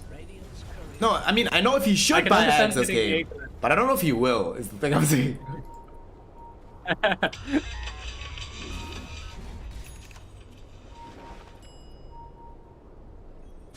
This Pudge, though, pretty unstoppable. He's got the Hood of Defiance. He'll probably take the value point in Flesh Heap soon, I imagine, for that extra 12%. And then we're looking at a Pudge that'll have, what is that, about 45%, 46% magic resist. Huge amounts of health for this stage in the game. Yeah. How many kills has he been involved in? 7. 502. So that'll be... Hook shots will actually allow him to maybe get another one. Beautiful silence coming out from the Chosen One. The Skywrath Mage ultimate 2, but they don't have enough damage just yet to kill the Pudge. Finally, they grab him down. They also managed to bring down this Lion as well. Kaori, with his death, is isolated Kidaro, and nobody's going to be able to hop out the last man standing on this Bane. He goes down. Romalik doesn't even die here. Massive, massive fight there from the side of Nemiga. Not just being able to keep the Punch further in the ground, but getting all 3 of these heroes means that there's now even more space for Dusa to slowly but surely catch up without having to be worried about getting jumped on. They do end up losing Lodin. Shisui does show up out of nowhere, ironically enough, with stolen wild axes, so he's thinking about like, maybe I should go for this axe now, definitely. Yeah, so the Rubik wild axes, even without the Aghanim Scepter, it's still provides that damage amp per stack, which then has the Arcane Supremacy on top of it. So the Fade Bolt coming out there did so much work. Wild Axes into Fade Bolt is probably like 1,000 damage burst right now. Yeah, it's massive. He has queued up the Aghanim Scepter as well, thank goodness. And they're on the hunt now, looking for another target. This Observer Ward has been scouted. They know she's here. Hookshot will connect with the Pudge, and they do find the easy kill. No opportunity for any kind of reprisal there. Kaori didn't even need to commit the mana drain there. Just burst her down. 7 Jesu in the meantime. They try to kill him in revenge while that was happening. And Shisui instead comes back and turns in. My god, you were just mentioning it. Wild Axes into Fade Bolt. Oh my goodness, is that like an E-Blade combo that we see so far? Jeez, that was a lot of damage. And we were talking, like, you mentioned the Aether Lens. The Medusa was picked up from vision range. Yeah, that was crazy. Saw this Rubik lift into hook. No answer can come out. Dude, look at the range on the telekinesis. This radius of the spell is obscene. They will use that. The one thing that they're not that good at is taking down these structures. It does require several heroes posted up to be able to do this. However, with the threat they represent, with the Pudge, does seem like they'll be able to do so. They throw in some spells onto 7 Jesu. They do have Chrono as well. I'm not sure this is the safest place to be for Nemiga, but at the same time they also have the full global silence on the silencer as well as the Skywrath Mage ult. So even if the Chrono is jumped in on, as long as Romalika isn't inside it, one spell will pretty much make it very difficult for the Faceless Void to stay in there, dishing out the damage. Witchblade nearly up on the, or coming up next onto the silencer. It feels like an unfair item on this hero. Oh my he gets god, so much in just from leveling up. Stacks on top of the Glaives of Wisdom. And you can even see heroes like Lion dropping like... Jump in! Chrono! Skywrath Mage is the one that gets caught. There is going to be a global, however, as they manage to keep the Skywrath Mage alive. Downward damage coming in. Primal Roll would be there with the swap as well. They haven't managed to actually get the kill onto the Void. Meantime, they've lost 2 on the side of Nemiga to the Finger of Death. And now, Chosen One also in trouble as he's taking too much damage from the Nightmare Brain Sap. He will die as well. Kyriach has already committed the Stone Gaze. Now will find himself getting Earth spiked up, hooked back into the Pudge. The Rot will be there and the Dismember. And they will have more than enough to bring down Kyriach. Heroes falling low. Can they land her? Lodi correctly backs off. If he'd shown himself, Pudge had hook available. I'm really disappointed in the lack of the value point. He'll have to get the level next. But I wish there was that value point. Who needs a value point when you've got so much? You'll die though. Possibly end up being Alright. Okay, he needed the value. If he had the value points, he would have lived. He should have the value point. Yeah. Yeah. That's a skill feels bad. participation is 11 right now. Oh my god. If he had that, that's another... oh, there it is. Finally. Yeah, he would have actually lived through that Skywrath Mage salvo as he TP'd in off the tower. Feels bad. It's unfortunate there for the Pudge. The bright spot though for Nemiga is that they still somehow, after losing that massive engagement, still keep this tower alive. But they're also not that far behind on the gold. Like, although all these fights are still going the way of Cascade for the time being, it is still Nemiga whose net worth advantage on their cores is well in advance of Cascade. In particular, this Faceless Void, who hasn't really been able to advance at all. Still hasn't finished off the Maelstrom. He's gonna crack level 10 right now, but he's bottom of all these cores. And we saw in that last fight, even if he commits the Chrono, finds a hero who he'd ideally like to be able to. He knows he can't keep that pressure going, because unless he catches Skywrath Mage, Vengeful Spirit, and Beastmaster, then the Chrono is most likely going to be interrupted in the meantime. Yeah, and Pudge is just not a hero that farms very well. Rubik, with the Stolen Axes, I think he does like sitting on that. He now has Arcane Bolt. But with the Stolen Axes, he does farm quite quickly. Or, like, burst farm, I guess. Void is finally going to complete that Maelstrom in just a couple of 100 gold. That's going to accelerate his farm. Rubik, top net worth by a long way, though. Just off kills, pretty much. Just off kills. But however, he does need his Ags because now Beastmaster has access to this. Fortunately, they are playing on Radiant side for the side of Cascade, and they have put in some effort to make sure that there's sentries where, well, if somebody wanders around this area, they should be able to get this D-ward. But they need to get the control around this Roshan area. Make sure that it's not possible for Lion taken out, Beastmaster the to potential on the Spirits will be there. They get the kill first. Romalika's gonna die next. And Punch will die to Ironclad. They committed the global, but 7 Jesu with the port in and the chrono committed. I don't know if he has enough damage to do this, but with Kidaro, maybe they have enough control. Fiend's Grip does get committed with the Brain Sap as well. It is enough to find the kill. And with the swap back though, after Lodine's find, and they're looking for the jump onto Kidaro. And with these silences from the Chosen One, it looks very difficult for them to keep this Faceless Void in the vicinity, as he will end up falling. But at the same time, Shisui shows up to find the kill onto that silencer as well. A bloodbath ends up happening here in the bottom lane. And at the end of the day here, Googly, how many? 5, 6 heroes in the tumbling? I don't know how Bane lasted so long against that silencer. Manages to get out a surprising amount of damage, so that when the rotations finally came in, easy pickings really, and just more gold going the way of Shizu. Yeah. He's 500 away, and this Beastmaster, we've seen the Wild Axes. Sorry, not whirling. Same mistake as Click. The Wild Axes do so much damage. Rubik, he's got a better version. He's gonna have the Aether Lens as well, and Arcane Supremacy. Yeah. That's gonna be terrifying. That's gonna be terrifying. At that point, honestly, 7 Jesu's job is just gonna be land the chrono, boss. I'll take care of this. I'll take care of the rest. Don't worry about that. Still very, very tight though.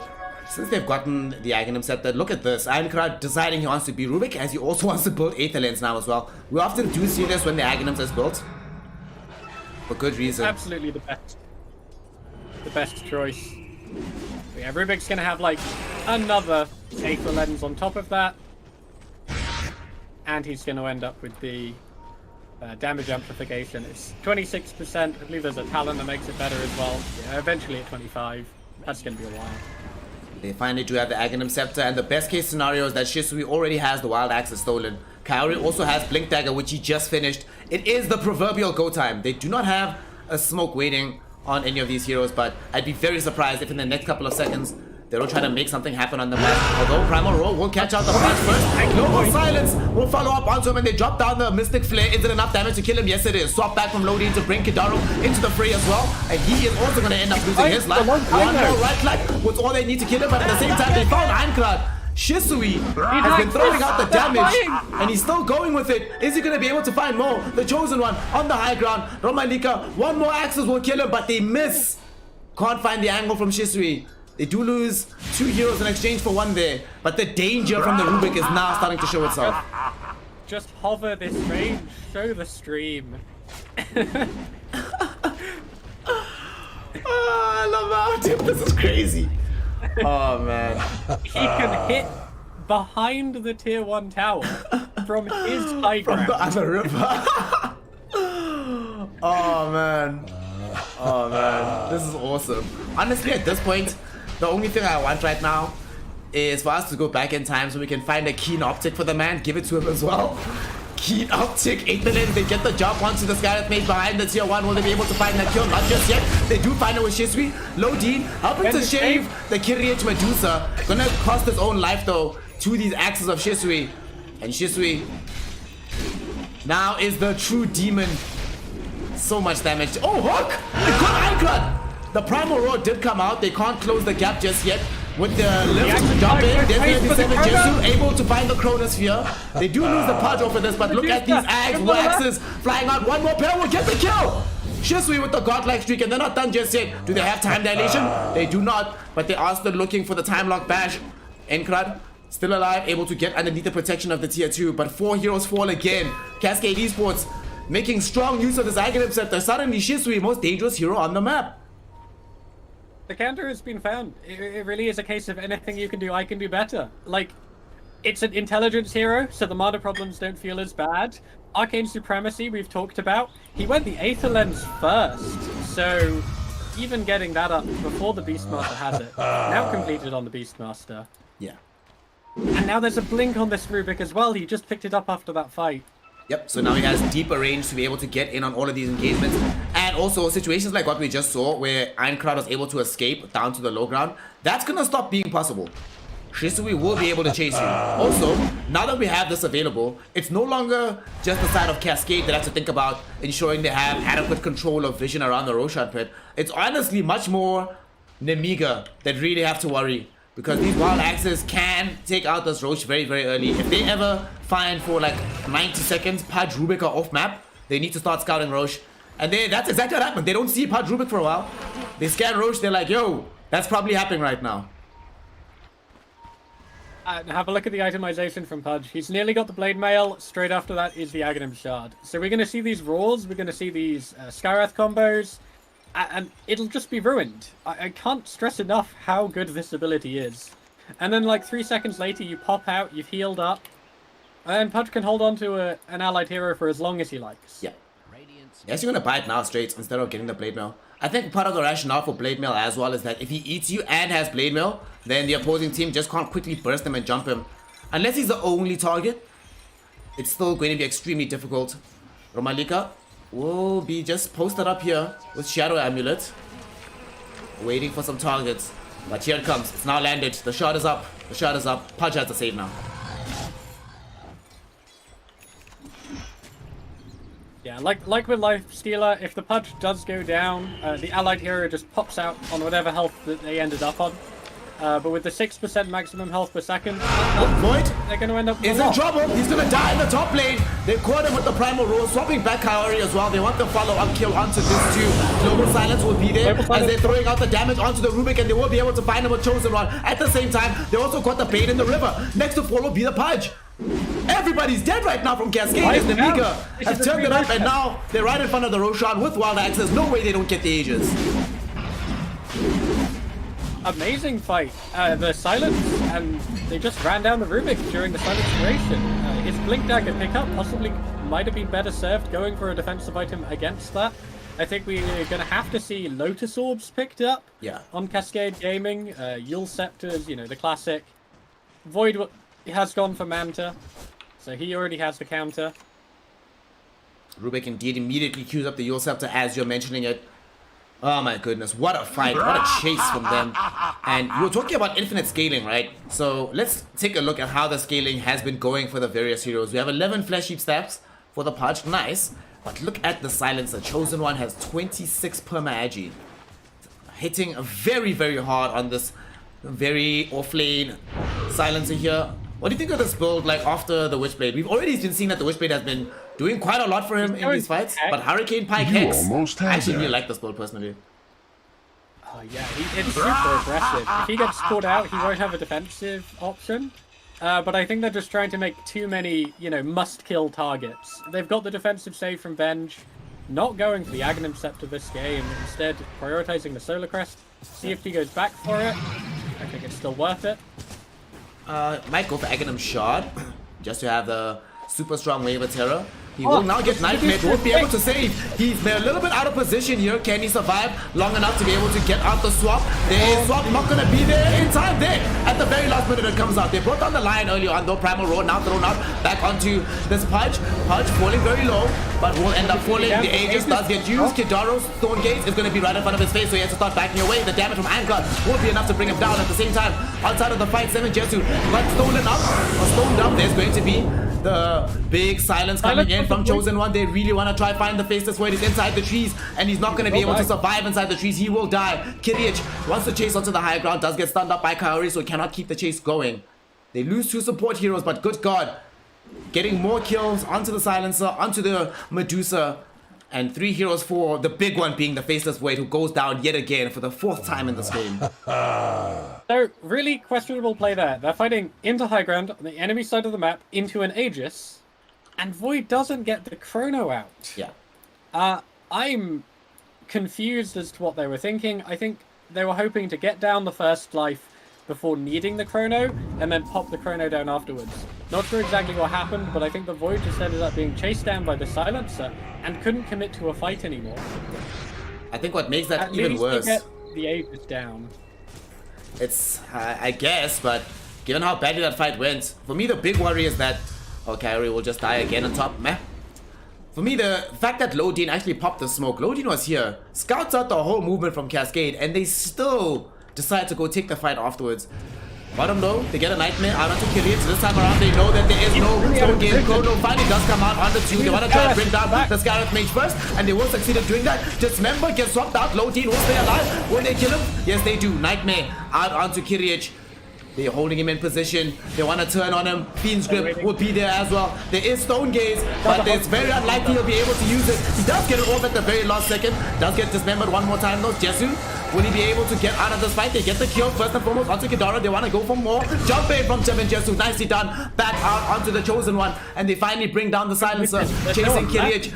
Do they have the damage for this nice Primal Roar? Holding the Faceless Void in place. They don't have enough damage to kill him though. There will be a time walk away though. Do they have the damage? Ironclad throwing in these eggs, doing as much damage as possible. They now steal the wild axes though from the Rubik. So Rubik's gonna turn in the damage. Going to be able to find a double kill. And they stuck around too long from Nemiga and end up losing all 5. Yet another big team wipe for the side of Cascade Esports, slashing the 8K gold lead in half at the same time as well. Yeah, really aggressive play from this Medusa. Just lost her ages. She gets caught out of position behind the Chimney Tower. I think even more impressively is they knew that the Skywrath was there. So this Void, when he jumped in, he threw the Chrono really far across, caught the Sky at the far end of it, focused the Sky down first. After that, the Venge swapped, then the Venge died. The Silencer was in the fight. They died. They're just ignoring this Medusa, dealing with everybody else, and then they can just deal with her when she's isolated. I think it's a really great way of playing when they know that they don't have the damage output to burst Medusa. But if Medusa's on their own, she doesn't pose a threat. Despite that though, it still took a lot out of them to get to that point. If Shisui hadn't shown up and stolen Wild Access, it could have been a really rough situation, losing Void again, but he survives, and now we're all finally starting to get proper signs of life out of the FV. He is no longer on the really low end of the overall net worth of these cores. He's basically caught up to the Medusa, and not too long from now we'll have BKB, and that will really change a lot. Nightmare caught before the silence was out, and this is just going to be a Skywrath going down. Force Stuff saves the Bane as well. They smoke up. They actually want to go for more. They were looking for further fight. There is no Chrono right now. Rubik. Force Stuff. Rubik didn't go for Yule Scepter. Prioritized the Force Stuff instead. Okay. So he changed his mind. They actually had Yule queued up earlier. But then, I mean, now they have double Force Stuff between the Rubik as well as the Bane Elemental. Bane, speaking of, does catch out Lodin. Lodin gonna get caught, lifted into the air. There's gonna be all the axes on Earth. They got this kill, and they were looking for the Fiend's Grip as well onto Kirich. Kirich will be able to pop the Stone Gaze after the Global Silence has been there. Buyback will be there from the Vengeful Spirit as well. Lodin, yeah. Lodin, is this a dieback? Nah, Lodin will be fine. Nope, Lodin's dead. Lodin's dead. Lodin's dead. Double bash. Okay. Okay, that's 70 seconds, sorry, without the Vengeful Spirit on the map. There is not going to be an opportunity to steal away a Roche during this, but it does mean that you can spend some time potentially de-warding this side of the map and trying to increase the amount of control you have. And the gold graph has been topsy-turvy, but for the first time, it's really trending towards Cascade being actually in the lead. And very soon, if they can take another fight like that, it'll be dead even, and Nemiga will find themselves having given up a fairly substantial early lead. Ironclad and the Chosen One went all in on the damage. Ironclad is going for Ethereal Blade next, and the Chosen One skipped the Dragon Lance into Hurricane Pipe, and it's going straight Hex, which is a damage item on fire. Yeah, I feel like... didn't we just see in the last engagement how useful Force Staff could be on a core hero? I don't know. I feel like when you're playing against forward... Oh, Pug Hook. Not gonna connect, but they do get the stun out onto the Skywrath Mage anyway. Should be a quick kill. Not just yet. Primal Road did hold the punch back. They get off the Skywrath Mage out. Blade Mail though does end up getting the kill onto the high ground. He will lose his life, but it's drawn several heroes back. Kirich pops the Stone Gaze, runs onto the high ground. Will get stolen right now by Shisui. Oh, actually stole a split shot. Not really that useful for the Rubik. E-Blade thrown out over to high ground. There's going to be a Chrono into the Beastmaster. He gets swapped out though to keep him alive. Kidara falling very low. Lodin not going to be dead just yet. They finally get the kill onto Kidaro. Does cost the life of Lodin though. 2-2 exchange thus far. Blink forward by Shisui. Not the direction you want to be going, my friend. Shisui's going to die. Shisui's made a huge mistake. I really don't think he can steal anything but the axes. It feels really bad whenever he doesn't have it up. He tries to steal the Stone Gaze, I think it was. And there's also Cold-Blooded now on the Medusa, picking up the Shard. So the single target Snake, across on an in hero like Rubik, it'll always hit the Lion. will get so much mana back from Medusa, so I think that's a really nice pickup. So he loses the axes, doesn't get the spell he wants, and then just kind of milling around while the Chronosphere duration is ticking without being able to contribute. Couldn't do anything at that point at all. Only really has Fate Ball to be able to contribute further damage. So it's in a really rough position there. They're coming for another fight right now. Kaori is very far afield. He's gonna get bursted. Mate. Y'all don't have wards here. You know for a fact that there should be heroes in that area because they want to go Roche. What are you doing? Kaori not only giving up his life, that's actually gonna give up the tier 2 tower as well. Hex completed on Silencer. He does make it there without being punished too hard. Chosen One extra disable, so he's got Blink into the side of Vice if he wants to potentially catch out these heroes that, again, haven't gone for defensive items. They've got plenty of 4-staffs, and I think they're hoping that the Pudge can just save them, but the Pudge has been the first to fall in most of these engagements. Yeah. At least that time traded out with Blade Mail onto Sky. Talking about which... They're gonna find this Pudge again, get silenced up. They will be able to at least chase down the Scarlet Mage this time. No vision though. Oh, Fiend's Grip at the same time. Onto Lodi. Global Silence will be there. Ironcrad finding the Primal Roll. Out onto 7 Jesu falling low. 7 Jesu's gone. And they're also gonna be able to get the quick burst out onto the Bane as well. At the same time, Pudge was trying to flee away from the Stone Gaze. Not gonna do him that much good, as now with the Dismember, what can he do? He's just gonna die. Triple kill for the Chosen One. They're not done just yet because they have found Shisui. E-Blade thrown out by Ironcrad. Do they have the damage? Ironcrad will they at least get the Scarlet Mage burst with the Kaori Finger of Death. But that's just a consolation prize as Chosen One will close the gap, finish off the Lion with the help of Ironcrad, get the full team wipe. 58 permanent stolen intelligence. My God. Inner Beast Aura and Vengeance Aura. His base damage is 260. That is not an insignificant amount. He does from more this damage than Vengeance Dusa Aura. from the just pure right click. Jesus Christ. Yeah, this is the lowest net worth call on the side of Nemiga, and it was an offlane, and he's doing more damage. Ironcrad throws in the Primal Roll into the base just to make sure that Kidaru cannot come out to stop this. Buybacks only available for the Lion and for the Bane. Bane will die, Bane will buy back. Lion, can you come back into this one? They cannot. It's very similar to game number 1. As without the cliff, without options, they call GG. Cascade Esports has gone down 2-0 here in this Group C matchup. Nemiga are the best of the best from the group. Yeah, really well played from them. They knew exactly what to do. I think the biggest problem is that Cascade either weren't respecting their spells enough, like the lack of counter to the Silencer ulti just feels really bad. They dropped so many heroes so often because they didn't have items like Lotus Orb, like Yule Scepter, that can just get them out of trouble. Yeah.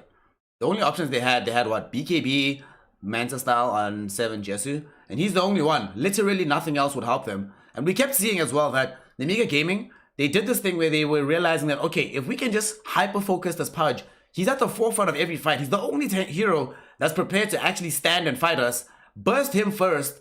Once he's gone, let's see the rest, how they take the rest of the fight. And it became so difficult for them. And like I think really, Chosen One, surprisingly, really came through with some MVP type performances because he realizes no one's stopping me. But the global silences I think were perfect, especially to just dissuade Void from being able to jump in and feel free in the middle of the fight, because often he would just wait. He'd be like, well, you either Manta first to try and get yourself out of some of this additional damage that's coming in from other heroes, or you get globaled. And Void can't do anything, hems and haws.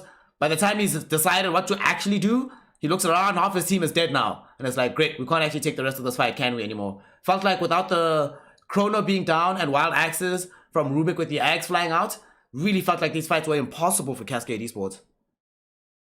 Yeah, and I mentioned the save from the Pudge. The theory is you don't want to go on the Pudge, and he can save anyone else you do go on. This game, they didn't care. The Pudge was at the front, so they hit him till he died. Yeah. The response wasn't there in time from Cascade, and he goes down without being able to make use of that save tool. I'm not sure if he even cast it on his teammates once. I'm not sure I saw it. No, I did not see it a single time. In fact, we got to see the Blade Mail have more actual usage in this game because he's that forefront target. He knows he's going to get rooted, Skywrath altered, and hopefully a lot of the Mystic Flare damage gets bounced back from Blade Mail, but the save never happened, because like you mentioned, there's no one else to be saved. He's always the one at the front. The only other hero potentially might be Void, but the issue is that Void is also jumping so deep into the fight that if you don't have Blade Mail, or not Blade Mail, excuse me, Blink Dagger, you can't really chase into the Void and save him like that, so this item pick just didn't work out at the end of the day, although it was very entertaining for the early game, I will say that. Yeah, I think I would have preferred to see it as a support position, actually. I think the other game where I saw Pudge so far this patch, he was actually played as a 5, just mostly picking up an early Blade Mail, I think was one of the pickups, but he got the Blade Mail at like 16 minutes and prioritized Shard for 20 minutes. After that, didn't have much more item progression, but still had a lot of impact because Pudge strength scaling is high. If you get plenty of kill participation, you get those flesh heap stacks, you end up with even more health, more magic resist. I think that's the position where it shines. They gave much giving the core position to this Pudge, and I think he under-delivered given that commitment. Absolutely. Given the commitment, and especially from the early game, how much of a start he had, and it looked like it might be going well, didn't really fulfill the promise of this hero. Another complication, I think, is that the Shisui Rubik, it did look at times extremely powerful, but honestly doesn't look like a game winner like some of these other mid heroes can be right now in this meta. So it ends up going down. So I think Googly, he still thumbs down on the Rubik overall, both as core and support. No, I think there's potential here. I think he didn't buy enough defensive items. I think he didn't respect the Silencer ultimate at all. Yeah. He was queuing the Yule Scepter and cancelled it for the Force Staff. And then like every fight, like the Chrono goes down or these disables get landed and boom goes the silence. And then nothing Rubik can do. He tried to be cute, stealing some other spells as well. I think that was a mistake too. He should just sit on the axes. That's this build. That's what's good. You're picking this Rubik to become a better version of the Beastmaster. And he tried to steal some other spells in the middle there. Lost that huge power of the wild axes. And then felt lackluster. Extremely lackluster towards the end. So that is going to be that as the side of Nemiga Gaming. Can we appreciate how greedy he went? He went Octarian Core afterwards. Yep, he still didn't have a counter. Yeah. 5,000 gold committed to Octarian Core after the Force stuff, instead of going for BKB or BKB, Lotus Orb, Yule Scepter, Aeon Disc even. There's so much. He could have even bought GG Boots for that amount of money that he was spending on the Octarian Core. Like, the world was his oyster. And he's like, no, I will not buy that item. Like, I feel like Shisui is he's actually that mid player in all of my pubs where we're like, dude, we're losing the game, bro. You know what you need to do? He's like, nah, I will not buy BKB. BKB's for losers. I want to point out something else quite fun. Do you recall the cooldown of Wild Axes when you have the Aghanim Scepter? 0. Good times. And so what does this Octarian Core do for him? Hear me out. He's like, okay, he's looking at the damage, right? And he's like, okay. The Wild Axes dealing a lot of damage, right? And then he realizes exactly what you said about how without Wild Axes, I don't do any damage. And he's like, what spell do I have that does damage? I have Fade Bolt. I'm gonna buy this Octarian Core to help with the Fade Bolt cooldown. I wouldn't be surprised if afterwards he's like, okay, that's not enough. So what I need actually is not BKB, but Refresher. So I have double Fade Bolt in the fight. That's gonna help. Yeah, a lot of decisions made here today in this game were a bit bizarre from Cascade Esports across both series. Game 1, I think there was a lot of drafting things from the mid lane, right? Because Game 1, the Shisui pick for Pugna didn't work out. Game 2, Shisui pick for Rubik didn't really work out. It was working out, but I'd say the Pudge is probably the one that didn't work out as much. Or Pudge in tandem with Shisui Rubik actually kind of feels similar to the same dynamic we saw in Game 1, where it might have worked better if the mid hero was attack. If this was DK both games, imagine Blink DK both games who buys BKB, I think we have a very different series on our hands, but that is not the case. So Nemiga will end up going over. A lot of potential for the early game on Pudge. Yeah. But I still don't feel like it's any excuse to take it off lane instead of just playing it as a support. Yeah, and then you open that roll up for more impact, and that would have been much more much more useful to them. Well, with that, ladies and gentlemen, it is a 2-0, so we have a bit of a break before we come in. Today, with these next two best of threes, we'll be concluding the order of Group C. So this game, we did see the top two teams taking on each other. Congratulations to the side of Nemiga for going over in that way. Next up, we'll be seeing the bottom two teams and seeing which one of them in this kind of topsy-turvy day is able to show us some new styles here of Dota 2. So that game is only going to be happening in about an hour. So you have a lot of time. Instead of just stretching your legs, actually take a walk. I don't know where you are in the world, but I can almost guarantee it's probably a beautiful day. Take a walk, put some music on, go outside, get some fresh air, drink water, do all the right things to take care of yourself. And in the meantime, make sure that you are following the channel. Make sure that you are subscribed. Make sure that you also go all over to Google Gwing's Twitter. Go over to his Twitch as well. Follow him. Subscribe to him. Donate to both of us. Use that Patreon and PayPal buttons. Mash them. Mash them. Mash them. Mash them. So that you know that your casters are being fed and watered and are in the best possible state to bring you some Dota. And with that, ladies and gentlemen, we're going to be back in about an hour and we'll see you then for some more incredible Dota 2 action.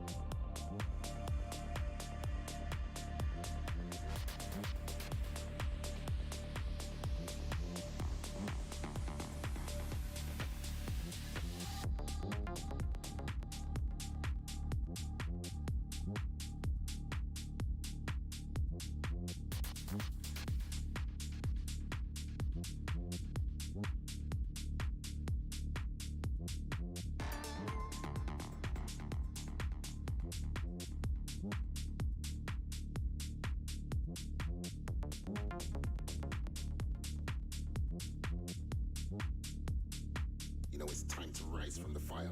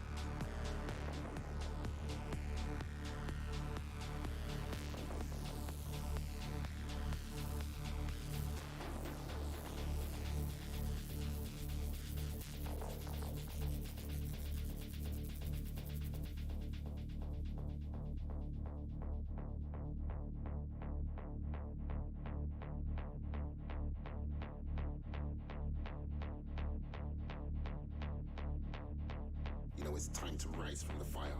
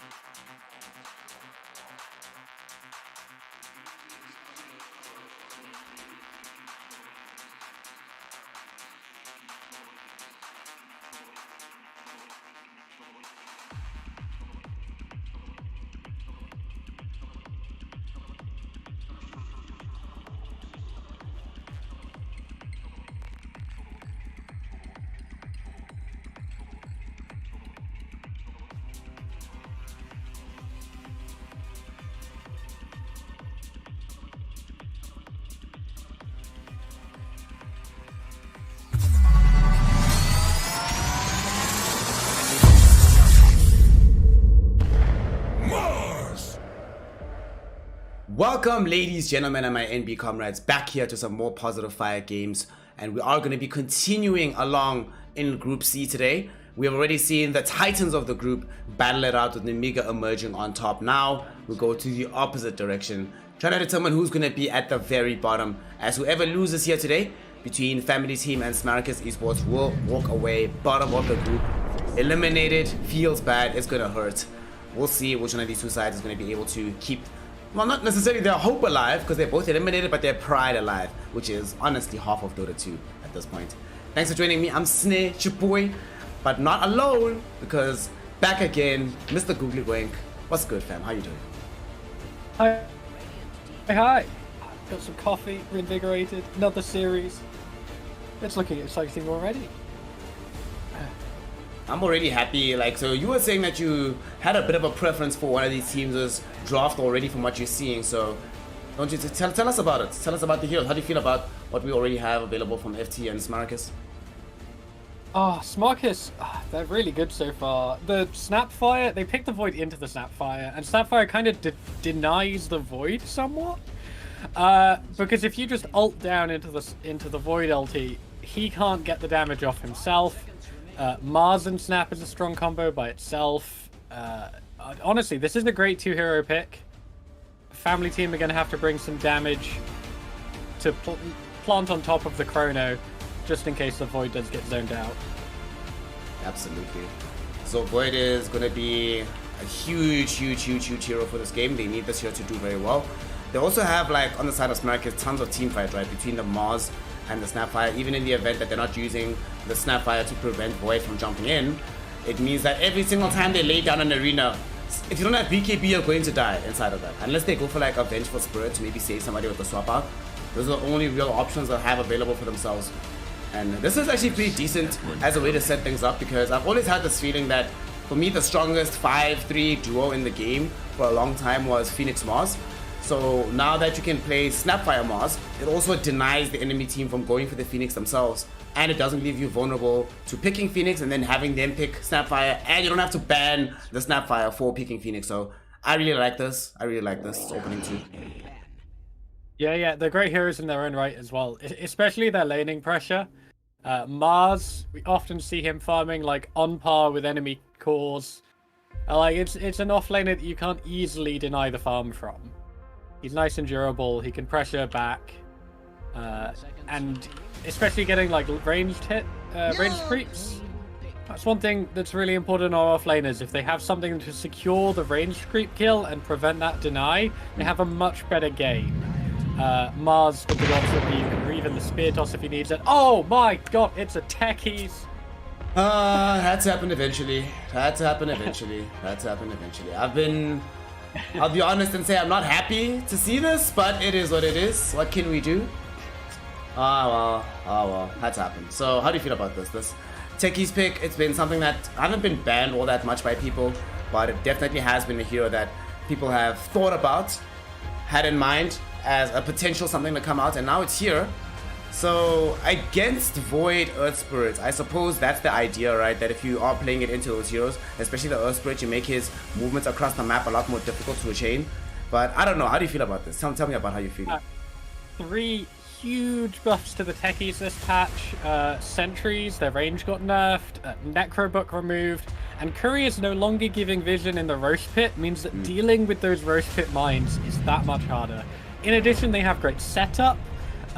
With the Mars Spear, that's pretty much a guaranteed jump in from the techies, which is huge. Or you can knock them into a mine stack if you already have one set up.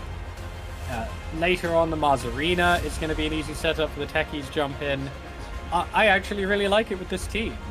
I think it's strong this patch. Not overpowered, but strong. But very strong, definitely strong. Yeah.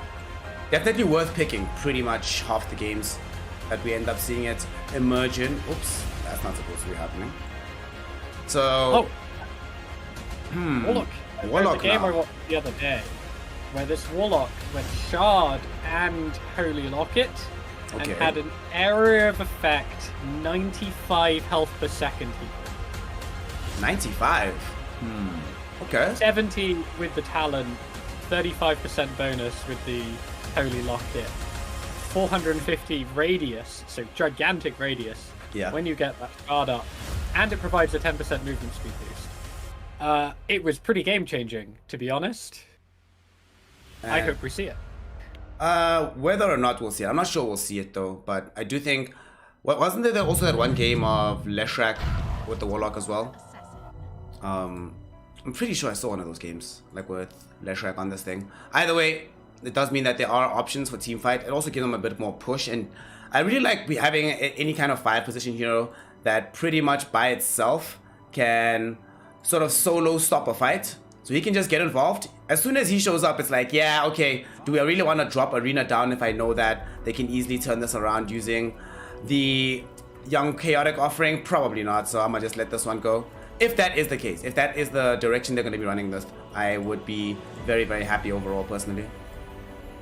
Great support with the Void too.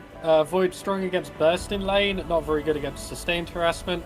Warlock doesn't really deal with burst coming out onto his allied heroes, but deals with sustained harassment, so they kind of fill in their weaknesses there. Void should have a pretty easy lane with the Warlock support. Yeah, not expecting any struggles that side whatsoever for the mans.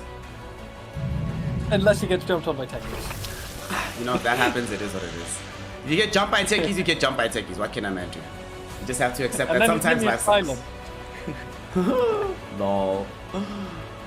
We do see now that they get themselves a Viper pick. Viper. How do Viper you feel into about TA. this Viper? Viper into TA. Yeah, I was actually about to reference That's why that. they picked it. Yeah. It's a really strong counter. That's why they picked it. They saw the TA, they insta-lock in the Viper. I'm not sure if they were thinking of that hero before. You see a Templar Assassin, you have your mid-pick to go. You're so happy picking that matchup. Yeah, you have absolutely no qualms about the way this is going. It also means that it gives them a hero that can accelerate the early tempo quite a lot.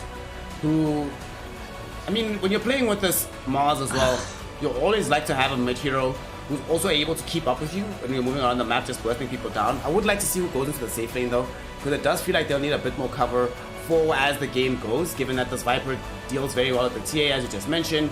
Nether Toxin, I think, is going to be a very nice spell inside the arena overall.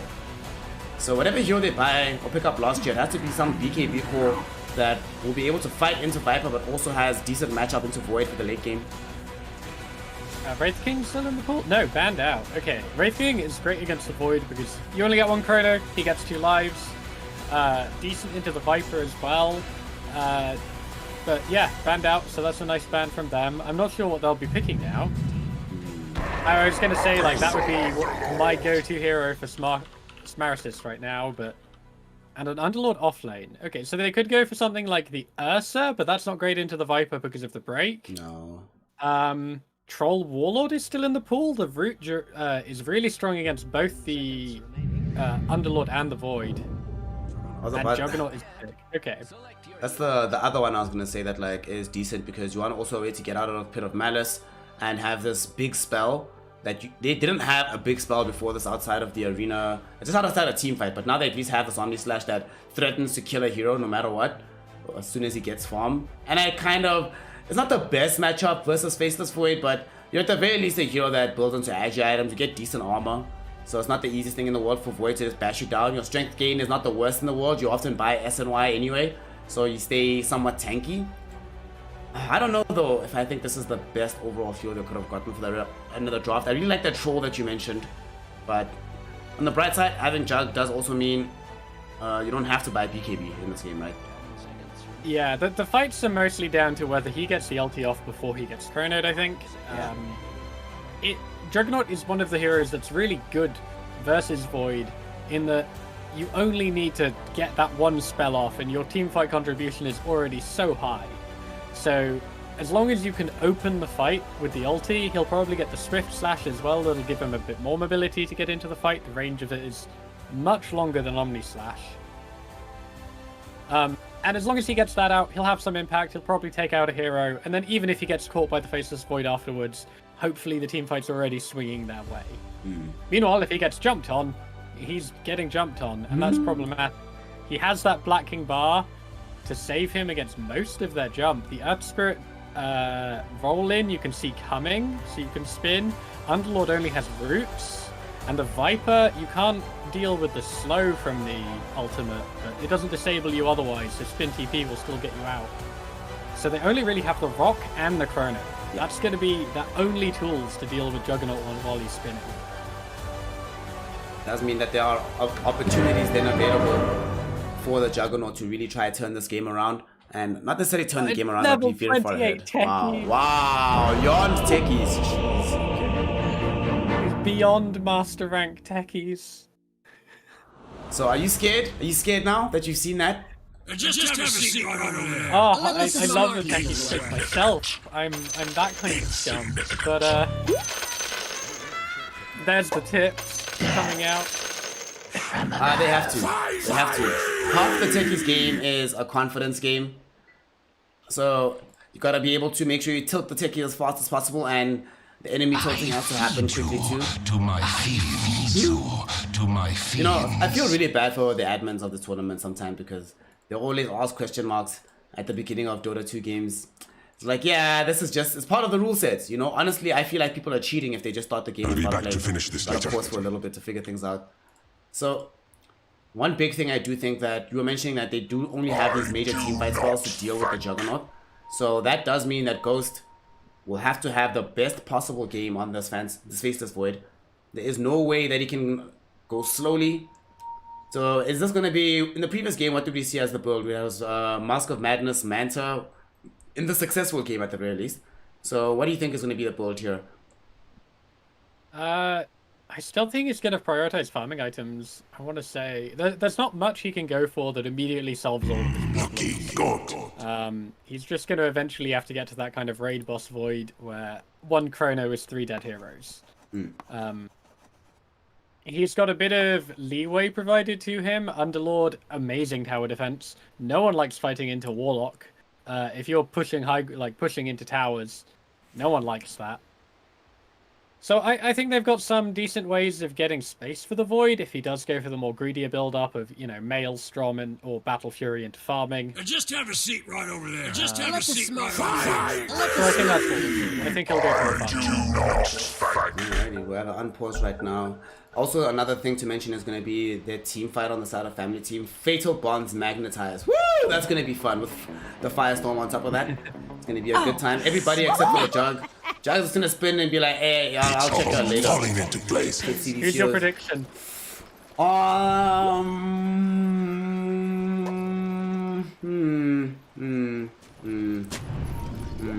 I will predict techies.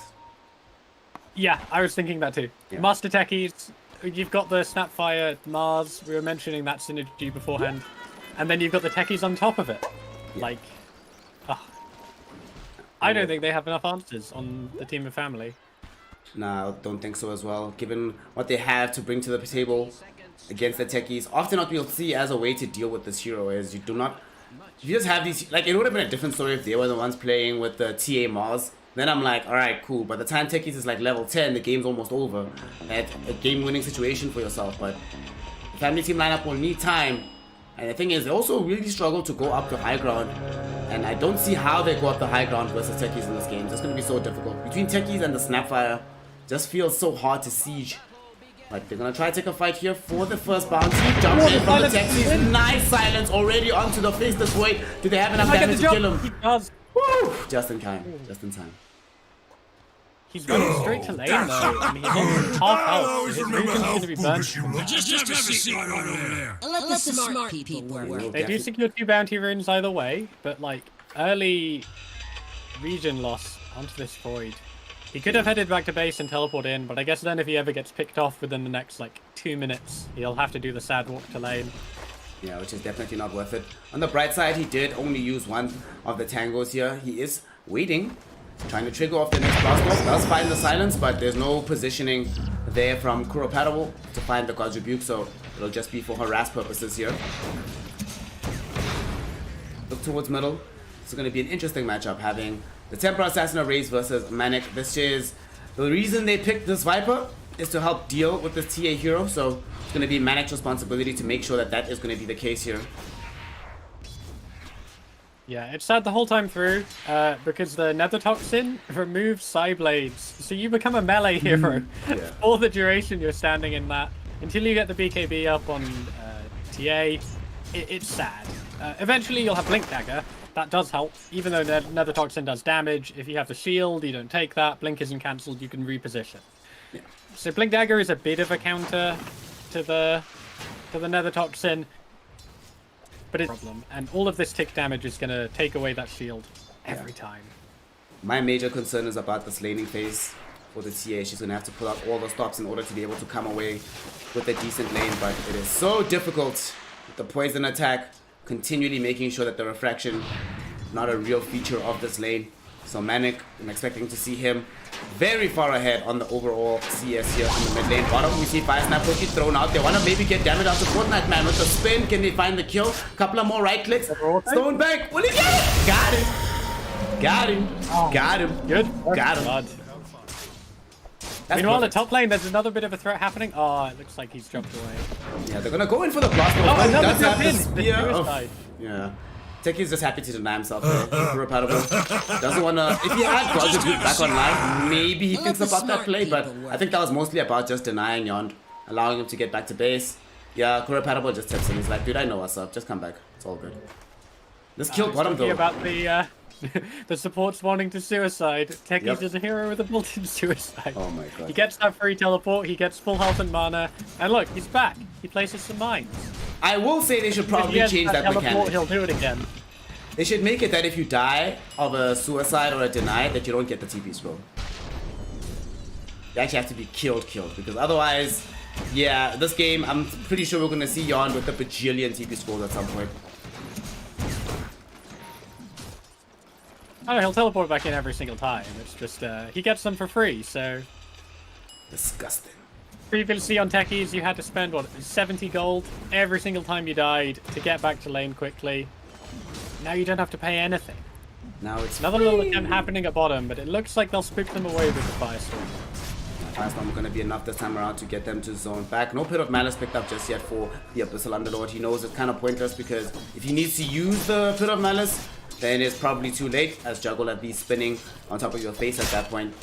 This is a very dangerous lane because of the way they can utilize these two heroes. Fire Snap Cookie to throw the Jug forward with the spin, and the more points already into the spin, the more dangerous it is for Fortnite Man. So he just has to play very, very far back. And because his support in lane is Merlin on the Earth Spirit, not really able to force Stonebank into a bad position either. So should be a very good lane for this Juggernaut down bottom.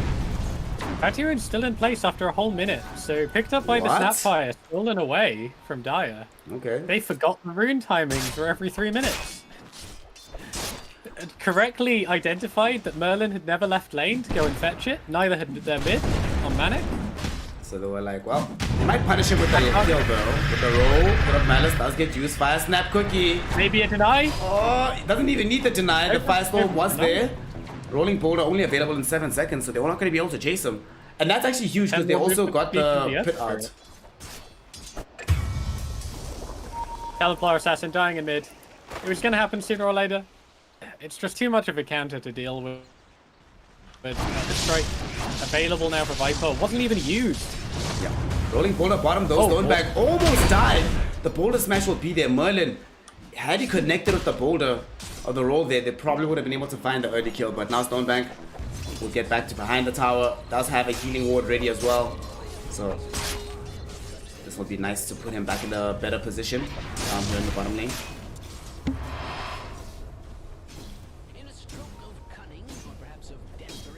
So we've had a little bit of time here past Googly. Top lane with Kuropatable. I mean, we often see with these Marses, right, that for me, shutting down Mars means killing him. Like, just out-farming him isn't enough, so we should expect that come level 6, that major kill threat will be available here from this hero. Generally, that is the time that the mid-hero rotates to that lane. Bottom, we see yet another kill. They find Fortnite Man again. They catch Merlin not being in the lane. He was rotating middle. And he gets scouted by this Observer, so he won't even be able to help get this kill. Just ends up sacrificing the Underlord bottom for nothing. Void dropped down to half health after the jump. Hold that thought. They're going to actually try Techies jump for middle. Rise. Is he Techies going in to middle, die? has the blast Techies looking for the blast off. Will be able to find it, but not going to be able to find the kill. Just a soft deny there. Manic. Value point, corrosive skin, 10% magic resist. Good times. Good. Oh, every game. I kind of feel like Googly is of the opinion that you should never get to level 7 without a value point into a magic resist skill, right?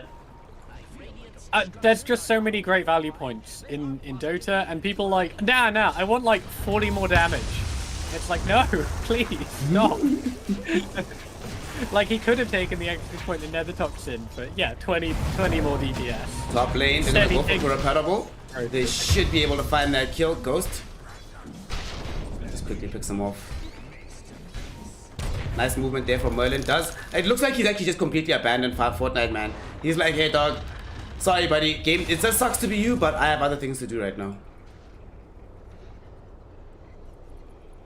He's stacking for the TA, definitely needs this to catch up. GG slash, throw that bottom from the Juggernaut.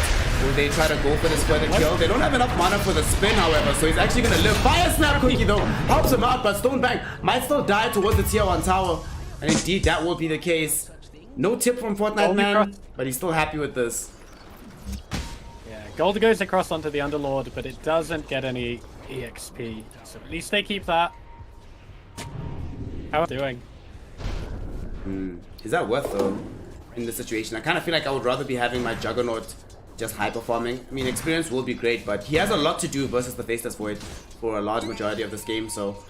That being said, I feel it's actually, now that I'm looking at it, doesn't feel like an easy game for either of these carry players. They have to be playing out of their mind basically the entire time. They might decide to commit the bubble down here in the top lane, but poor Patable's still a bit too tanky. They didn't get a couple of lucky bashes, so they opt against it. I was more like concerned with the Underlord's level. Him getting to level 7 quite quickly is important. It helps harass in lane. So the fact that he died first is more the point. That's true. That's definitely true. Happy with. If he got the XP, he'd already be hitting 6, halfway to 7 probably. Oh, jumping onto the Void. He doesn't get the dash off because he's been silenced. He will have it available now, but it won't backtrack his health anymore. Nice. Doesn't chase further. Nearly baited into another mine, but I think they knew the mine was there. They're gonna commit the bubble now, though. They have Shadowword with this as well. They should be able to find this kill. Mid lane also lost the Templar. No, another spear. They're not gonna actually lose. The Mars actually gets the kill first. What a player. Across the map, though, hideous fights for the Radiant side. TA went down mid. I think Snap came across to try and help out and went down as well. Oof, oof, oof. So that's more gold towards Magic. Juggernaut diving tower again. Yeah. Googly. Another kill on this other. Seriously, dude. You need to stop feeding these people this go-go juice. Have them relax. Have them chill. 15 kills here at the 9-minute mark. Not as insane as the previous series, but it is still pretty bonkers right now. SMARACIS. They have the CS advantage at the very least on the Templar Assassin, but if we look over on the network, he's not doing that well. They're gonna roll onto it now. They're coming for this fight. They're looking maybe for Manic. Viper Strike's already been thrown out, but Manic is falling very low. Manic will finally die. This is now the time for the TA. Can she also bring down Merlin and get herself this huge double kill? One more right click with all it'll take, and that's the double. They were coming into their high ground, so they take massive advantage of this. And this is going to be the turnaround that Raze might have needed in this game here.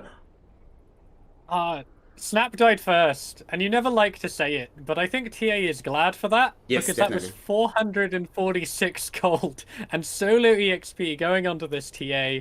She's so happy with that. That's a lot of catch-up she sorely needed. Also, did you see there, but if I'm not mistaken, I think Snapfire did more than just be happy to die there, but tanked the Viper Strike.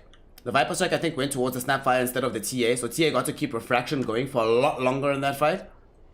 Oh boy, that's the kind of things that TA is just thanking her lucky stars for. Usually at this time in the game, you want to be a little bit closer towards finishing your first item, whether that be Blink or the Desolator. However, she was being stopped from that, but those 2 kills drastically help her out. Now she's just in touching distance of this Faceless Void again.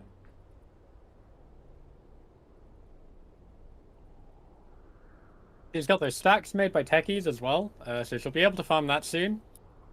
Techies might take it to another stack. He's in position, it looks like, for the next stack there. With Side Blades, it's super easy, especially if you get the Deso beforehand, or use it to complete the Deso. The comeback is on from this TA after her terrible start in lane, but again, nothing you can say against the player. It's just that much of a lane counter. The matchup is just heads up impossible. However, TA is one of those heroes who has somewhat made a career out of coming back from difficult situations and looking good in games. Not that far behind anymore. Picks up an Invis rune. I don't think this is the rune you want to use to rotate top, so just keep it in the bottle. Manic, obviously going to be building into that early rod of Atos. Now smoked up with Merlin. The two of them will head bottom, looking for a kill there onto the Juggernaut. Top lane though, they commit the arena. They didn't even commit the arena. How did they get that? How did that happen? Oh, mines. Okay. Mines in the spear. Okay. That's fine. They find now they're going on to Rise in the jungle. Family team, if at first you don't succeed, try again. And this time the attempt will succeed. They know about the stack, they want it. The boss is there trying to deny this. Yeah, they're going to eventually get a quick kill onto this Earth Spirit. Oh, mines! Mines with a slow. Manic was he stopped in time, but without the arena, I don't think they can keep this chase going onto him. He wants this stack of Ancients, and they want to defend it. Everyone knows what's at stake here. Oh, with this chains as well, there's so much damage coming to them. But here they come for the fight. Chaotic Offering gets dropped down. Denied by the Chaotic Offering, as you were mentioning. They're throwing out the Morty's Kisses. Manic, can he TP out? The GG Slash will be there. They forced off him forward, but he's gonna die regardless. There's no way. Oh, they kick him forward actually, but there's no way he's gonna be able to survive that. At the very least, Spear of Mars, really peculiar there. It pushed him over the edge of the roast. Yeah, instead of like, I don't know how. Connecting on the wall. That was weird. Yeah. But they pick up the kill at least. How many of the that Ancients ability did has they some protect? funky mechanics sometimes. Look at the Ancients though. Not as many as they'd like remaining. Unfortunately, they also got down the Fatal Bonds, not just the damage from the Nether Toxin, so a lot of this already got taken away. Raze will still do his best.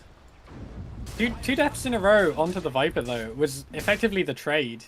The large Ancient creeps, like, there's 3 each camp, about half of the worth is the large one, and then the other 2 creeps make up the other half. So with those large ones there, they probably lost about half the value of that 3 stack. 2 kills on the Viper. I think they're happy with that overall. Although they did also lose the TA in the middle. I'm actually with A bit you. of a dive at bottom, just Techies, who was just desperate to try and keep the tower up. He actually managed to ring around the Ronin for a long time. Enough. Yeah, it took them a while though. It was like more than 10 seconds that they took trying to bring down the techies. They do eventually get him. But now that you mention, I'm actually inclined to agree that given their relative positionings in this game, losing TA once is much worse than losing Viper twice, especially when TA is in the catch-up position. She did buy the Blink Dagger. This is going to help a lot. They're sieging this tier 1 tower middle. Also, because they got the tier 1 top, there is going to be more space on the map for her to keep farming. Whereas Viper, not necessarily the hero you want catching up. You want this hero to always be ahead. So if he's dying in these engagements, it's just a bad look. Now, we're going to give him an extra kill. Yeah, he's going to go down for sure. Missed the arena. And there's the chrono though from Ghost as well, going out onto the Templar Assassin. Morty's Kisses all coming through. Do they have the damage for Raze? They do indeed. They managed to bring him down. Yon trying to run away. The silence will be there, unfortunately, to prevent any kind of additional shenanigans. And 3 will suddenly fall. Most of that Chrono Spear was denied by the Mars ult. The rest of the team couldn't come across the health, couldn't attack into it because of the projectile block.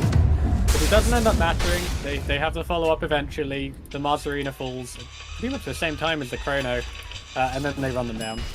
Yeah. Alright, that time around, TA does die without being able to really get anything for herself. And that's immediately after getting the blink, and they failed to also push down this mid-tier 1 tower. TAs hate playing these kind of games with the reduced map. Top lane, oh, GG Slash gets countered out because Manic has the Ghost Scepter. Is still going to die here, but now has denied the escape from Stonebank because Stonebank is 100% gone. He's going to get Pit of Malice, Chaotic Offering as well. And they got him. Shadow Word, will it take him out? They drop the hammer? Do they have more movement? The Healing Ward is healing him up. They get the roll though from Merlin. Whew. If they missed that kill after committing the golem, that would have been disastrous. Yeah. That would have deserved a tip if that ended up happening. Like you just see, actually no, I think that Juggernaut would have started just spamming out the question marks and being like, what's happening guys, what's going on? Although, yes, it is a kill onto the Juggernaut, but that is another death onto Viper, the 3rd one. He hasn't made any progress since picking up the Ghost Scepter, and it feels like that's the only item he's going to have for the foreseeable future. Travels. early, which is such a greedy item. It lets you be in every single fight on the map. That's the plus of it. You have some decent movement speed, and you're always in fights. But that only makes a difference if you're strong enough to take part in those fights. Yeah. It's usually an item picked up by heroes when they're very far ahead. The only other time we see it is heroes like Last Track that just use it as a mark potion. They fountain to... Oh, quick kill onto Rollout Jan. does cancel the package. Yeah. He will be able to find a kill onto Fortnite Man on the other side of the map using the Omni Slash there. It's not even Omni Slash, just span him down with the old school combo. Snapfire being nearby, Low Shredder, the spin, they find the kill. I was going to mention though that yes, they do manage to get the kill onto Juggernaut on the top portion of the map, but that was after the build of this Manic Viper, right? I kind of feel like the entire game is just predicated on whether or not Ghost survives. If Ghost survives, it's not so bad. We see a fight now in the river. They're going to fight around the Roshan. They're looking to take this early from the side of SMARACIS as they want to make sure. Doesn't have the ultimate yet. Yeah, and it's coming back in 15 seconds though. And now they've already committed Magnetize. They know there's no chaotic offering. So maybe they choose afterwards to go sneak back into the pit. TA is also now overtaken the Viper's network. They have so many traps around. They know that 2 big ultimates are down on the Dire side. Yeah, they have the arena as well. Yeah, bash from Roshan. Oh, terrible timing. Could have gone for the kill on Underlord. Big arena committed now. And he blocks Right. off the roll away by Merlin, keeping them inside the arena. Can they keep this fight going? However, there are too many targets nearby him. None of his allies are close. And the Omni Slash going out onto 2. Stonebank going to be able to kill Fortnite Man with the spin. Might put him in a bad position, however, as he gets rolled into. There's also going to be a corner, but the body kisses going into the bubble, able to bring down the Earth Spirit, and now goes in a lot of trouble. Will not die, however, as the Low Shredder, not enough damage, and the Fire Snap Cookie unable to save the Juggernaut. What? Where was Techies? Where was Techies A indeed? blast off into the middle of that could have hit 4. They were all bunched up when they were in the river chasing after Juggernaut. He was mining a bottom lane. Unable to participate in that fight as needed. Also, just feel like there was a little bit of miscommunication I felt there for that fight because Kuropatable, he jumped in for the engagement, but his team was clearly not ready for that moment.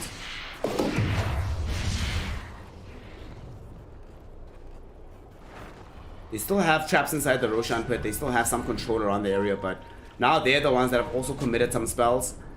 Everybody's used something, so everyone's just gonna want to reset for a while before we have the next huge skirmish here. Cute little play here by the ward spot. Snapfire with Little Shredder out damaged the Warlock and took out the sentry. Lol. It's taken down now, but he puts the sentry, throws the auto attack immediately, and Little Shredder takes out his sentry before he gets a second. Roll middle. They want to try and get TA, but they will not be able to grab her. Oh, they might have hoped that they'd commit to that. Look at the mines in mid. No vision over them either. If TA had, like, gotten caught by that roll, I think that could have actually ended up being a really bad engagement for Family. They earlier they dewarded something from Techies here. I think at bottom, picking off Techies in the jungle. He's just going to end up getting brought down. But they did take out the regular landmines at middle, so Viper might have some inkling that, yo, from that, it follows that there's likely remote mines in the area as well. Be very careful about moving in that area.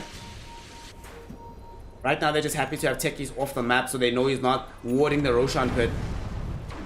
A bit harder for them to take than the side of SMARACIS, so it's going to take a while before they feel the full confidence.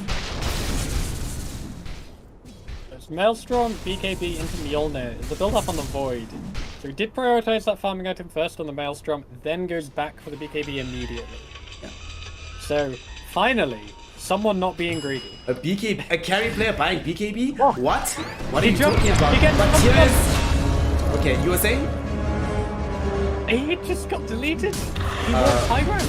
You were saying you know, carry player not being greedy? Void is like, hold my beer, bro. Hold my BKB. Let me show you. Why would you go up here? So, was he stunned at the beginning? I think Snapfire set up with the cookie at the beginning. And then the Techies jumped in and the spear connected. So if it was a spear connect straight after the cookie, no portion of that you can use BKB to get away. Nope. Complete and utter chain disable there. Ends up bringing down the Faceless Void. He was net worth leader at the time. Now, space is opening up for this TA Juggernaut.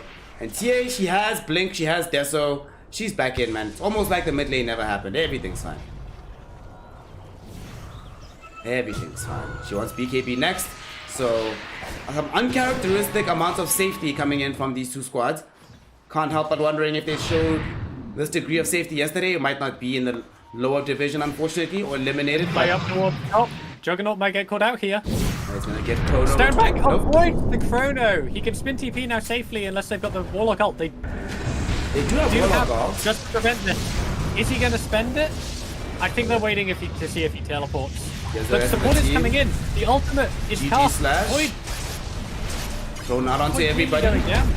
Well, there's going to be the chaotic offering you wanted. It comes out onto Support Heroes with the Arena of Blood to follow that up. Jug does die, but it does take two supports down with him. However, can they follow up onto these cores? Ghost very hard on her HP, but they just turn their attention back towards TA, and she melts inside the Nether Toxin.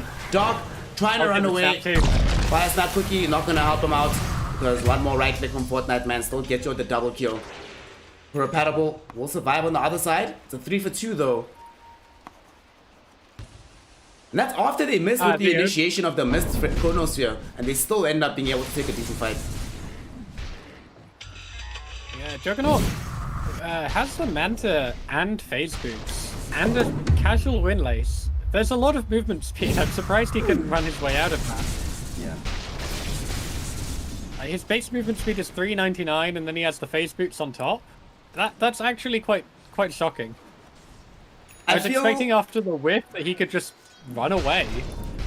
Do you think they should have used the Omni Slash? Because I kind of feel like they had Fire Snap Cookie nearby with Doc. If they'd Fire Snap Cookie, nobody used it at the same time as GG Slash in that fight.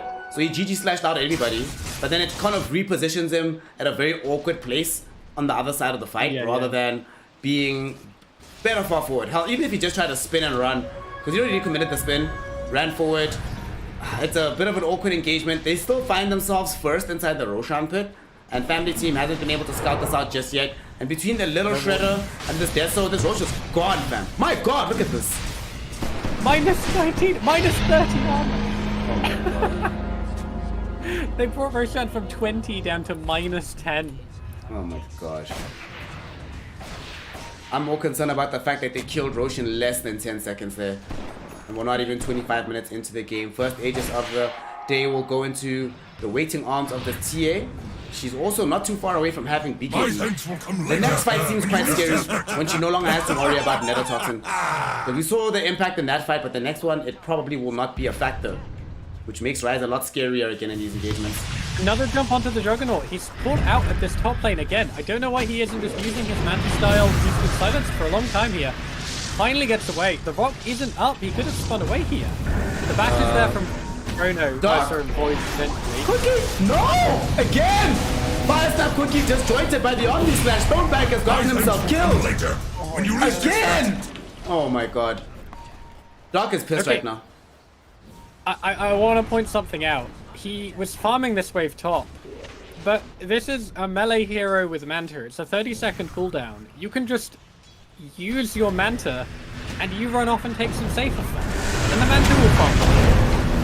Why do you have to position your hero in such a dangerous position twice in a row now? And he gets punished for that.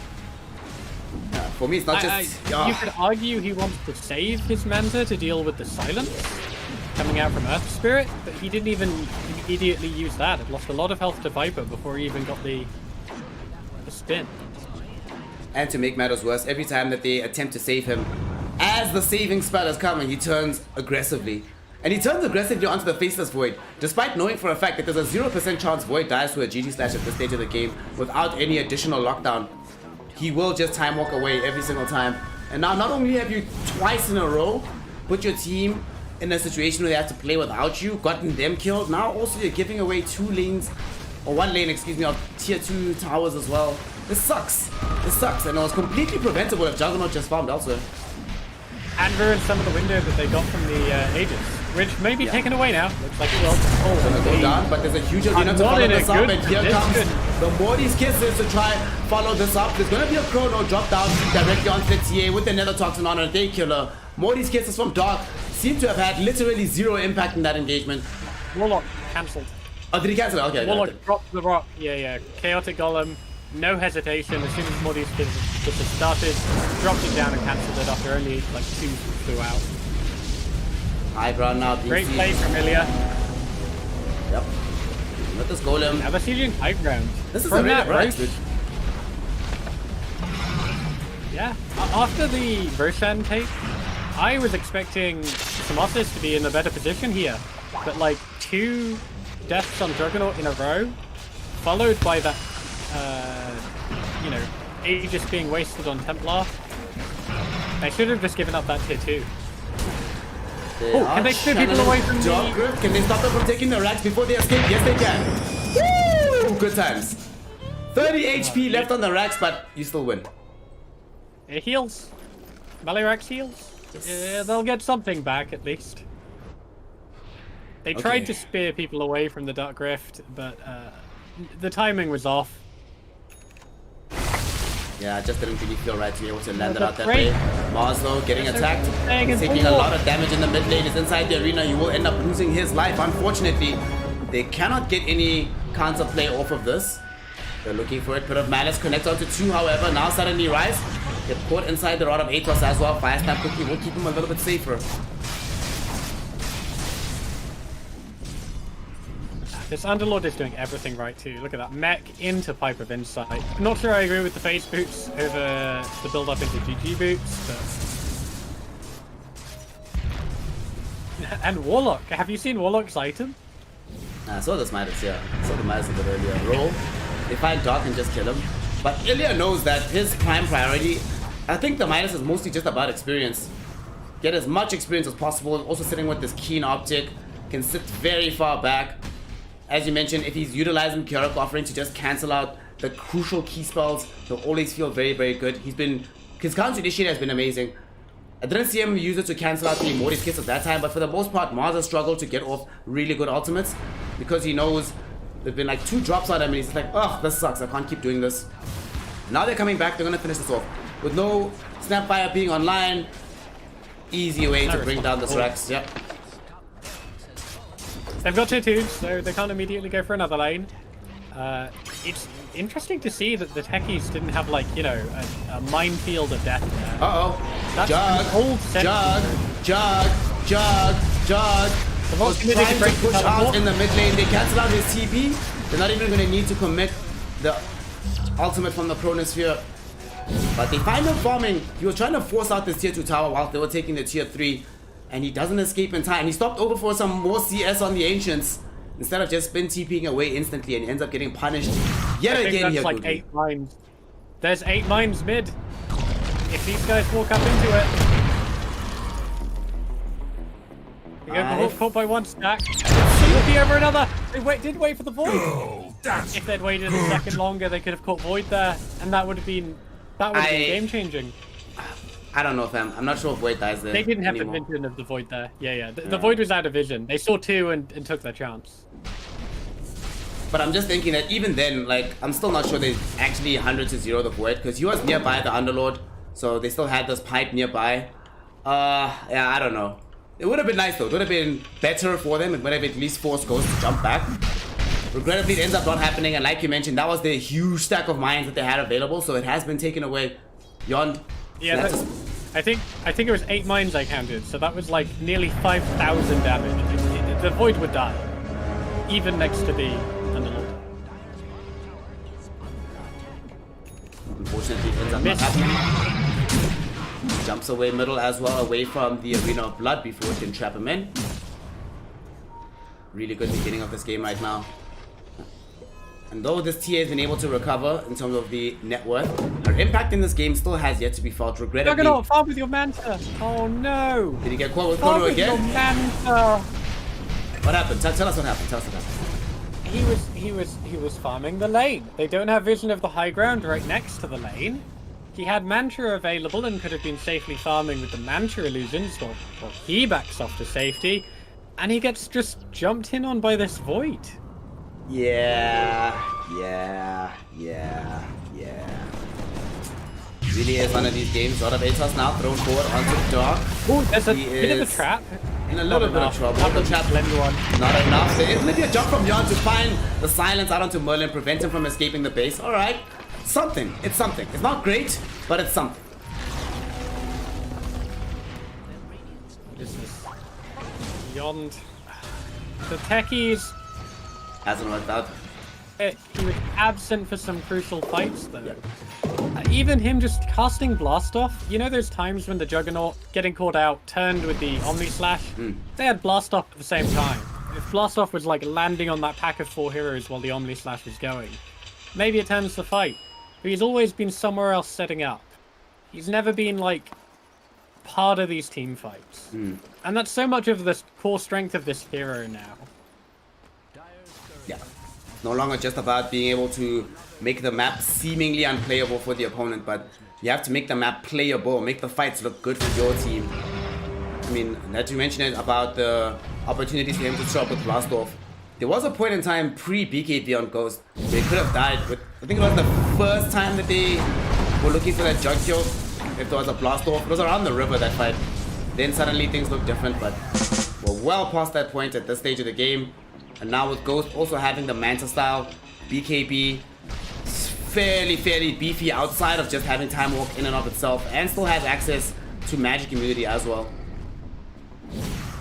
So with the techies, like, if you're playing with the good techies, you're playing 5v5, and you've got the mines to get those potential one-shots. Yeah. If you're playing with the bad techies, you're just working off those potential one-shots. And every other time it's 4v5. It just doesn't feel as good. It's not a strong hero if you're not playing it in these fights too. And the Blast Off is so strong. You get the shard, and it's now like a stun as well. Yeah. The cast range goes up to quite crazy levels, like further than Blink. However, unfortunately, it has not panned out that way by any stretch of the imagination. It's been this techies just playing, sort of betraying us. We were expecting great things here, Googly, once we saw that level 28, but we were betrayed. I guess this is a very abject lesson, not to judge a book by its cover. Don't judge a techies by its level. We see now a jump. Fortnite man in trouble. Oh, 3 hero chronos. Snapfire already gone. They will be able to bring down the other 2 as the chaotic offering prevents the spin from coming out of the Juggernaut. They do find the arena, but Kurapanimal, nothing he can do here. He's just throwing this out for posterity's sake as he goes down as well. All 3 heroes eviscerated there, Googly going. And Ghost, very happy with that fight. Double damage rune, going ham inside it. Dealt 4.6k. I think we're safe to say we're at the point where the Chronosphere and the Faceless Void can definitely carry this game now for Family Team. And Underlord going hard next. He's going to be invincible. If he just stands around when the Chug uses Omni Slash, he's going to soak up enough of those hits that no one dies. No. Oh my god! No? The techies! They were trying to scout out the wards on the high ground. It does cost a gem for that though. Where'd he go? The Earth pushed him up onto the high ground. Yeah, he did. He kicked them forward. You know what's probably happening? They were arguing, they were like, he's like, Merlin's like, dude, listen, you should push mid, let's push mid. And then Underlord is like, no, let's not push mid, they've got techies remote mines there, they're gonna burst us. And he's like, dude, they had remote mines middle, it only killed me. I promise you, they don't have remote mines anymore. They probably put them like bottom or something. He's like, nah, mate, these ones are here. He's like, bro, let me prove it to you, right? And then he probably told him, listen, dude, look how tanky you are. You've got now this Reaver, you've got Mech, you've got Pipe. Even if I do push you there, you won't even die, bro. And then He didn't even have Pipe active. That was a real bit of miscommunication. And now it might cost him the Roshan. Jump in. It does end up getting taken by Ghost. He does pick up the Aegis in time. This is also Shard. What happened to the Shard? I don't know what happened to the shot, but I know what's happening to SMARACIS as they're getting eviscerated around this fight. Hex now, very nicely down onto Ghost. Will this be the turnaround for them? Ghost will not get stunned up by the Fire Snap. Cookie instead just turns attention back onto her. And the Snapfire will just die. Raze trying to escape from this fight. Now strike. Can he turn around? It is one v the world. And that's just Where death. was the buyback? No buyback from Snapfire. She doesn't come into the fight. She'd already committed the Morty's kisses. And with 4 heroes gone, I think this might be the game here, Google. Mars didn't have buyback either for that. I'm not sure what the last for. The mine's only getting a warlock kill. That's not going to feel worth it either. This is game. Yep. They're just going straight for the ancient. No buybacks from anybody else who's actually able to force them away from this ancient. They popped the mech as well from Fortnite Man. And the last kill onto the techie. This is a dieback as well, so there is definitely going to be a GG call emerging soon from SMARACIS. Perhaps right now they're spending some time talking about game number 2. But Family Team have certainly secured game number 1. The techies let us down. At the end of the day, it ends up not being enough. There's going to be the final chrono of the game, just to add insult to injury so you can end the game with the bubble. GG is called. Family Team have done. Oh boy. I really can't attribute this loss to anyone more than the Juggernaut. He took risky farm and died 3 times in a row for it. Same situation, all top lane as well, every time. They didn't have vision. He had Manta available, but didn't want to farm with his illusions, which is one of the big pros of that item. And he just gets taken out. Yeah. Honestly, this is one of those games. You know, sometimes in Dota's a very complex game, but we sometimes are blessed by these very simple scenarios where we can very easily envision a situation where Jug does not die 3 times top farming out of random places, and suddenly the game is not necessarily won for them, but probably still going, and they're not losing a top lane of racks. Like, we think about the fact that the lane that got pushed in first is the lane where they kept continually killing the Juggernaut, and it tells us a lot about the story of this game. So SMARACIS back against the wall. I don't know what happened with the Jug there. So what do you think? What do you think the cause was? Was this just like overconfidence from the team, just miscommunication, or was it just a bad day for SMARACIS? Maybe he was hoping that, you know, Manta is a defensive farming item, so if you hold on to it, you can deal with silences. So you have that tool available to you if you hold it. But if you're putting yourself in a risky position, and if the enemy have this level of lockdown where, you know, Manta isn't going to save you from a Chronosphere, I don't know why you would hold on to it at that point.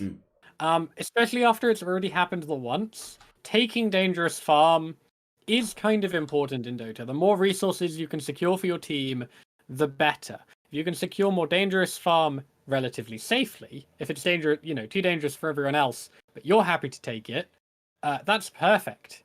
And I think that's kind of the role that Manta serves. You can send your illusions, and you're not risking anything. But, like, he got caught by the tier 2 tower on the enemy side of the map, farming those lane creeps with no wards in the jungle twice. And I don't see an excuse for that. Yeah, twice in that situation, and then getting caught, knowing for a fact that the enemy team is on high ground close to their secret shop, and he gets caught in their lane regardless. So some conversations need to be had with the carry player here before we go into game number 2. But with that, let's hope. Normally I tell all of y'all to go get some air, but he definitely needs to go take a quick walk before coming back for game number 2. And we'll be back for that shortly. In the meantime, make sure that you are following the channel. Make sure that you're subscribed as well. Help contribute to the growth. If you don't want to subscribe, don't want to be on Jeff Bezos' razor, I get it. I understand. But a one-time donation on PayPal will also make all the difference in the world. And of course, not just for me, but for Googly Goink, who's been putting in all the work today. Follow him on Twitter. You'll see the handle in the description below, and the same is true for his Twitch. And now we'll be taking a short break, and we'll be back soon for game number 2 as we continue the day with some more Dota 2 action.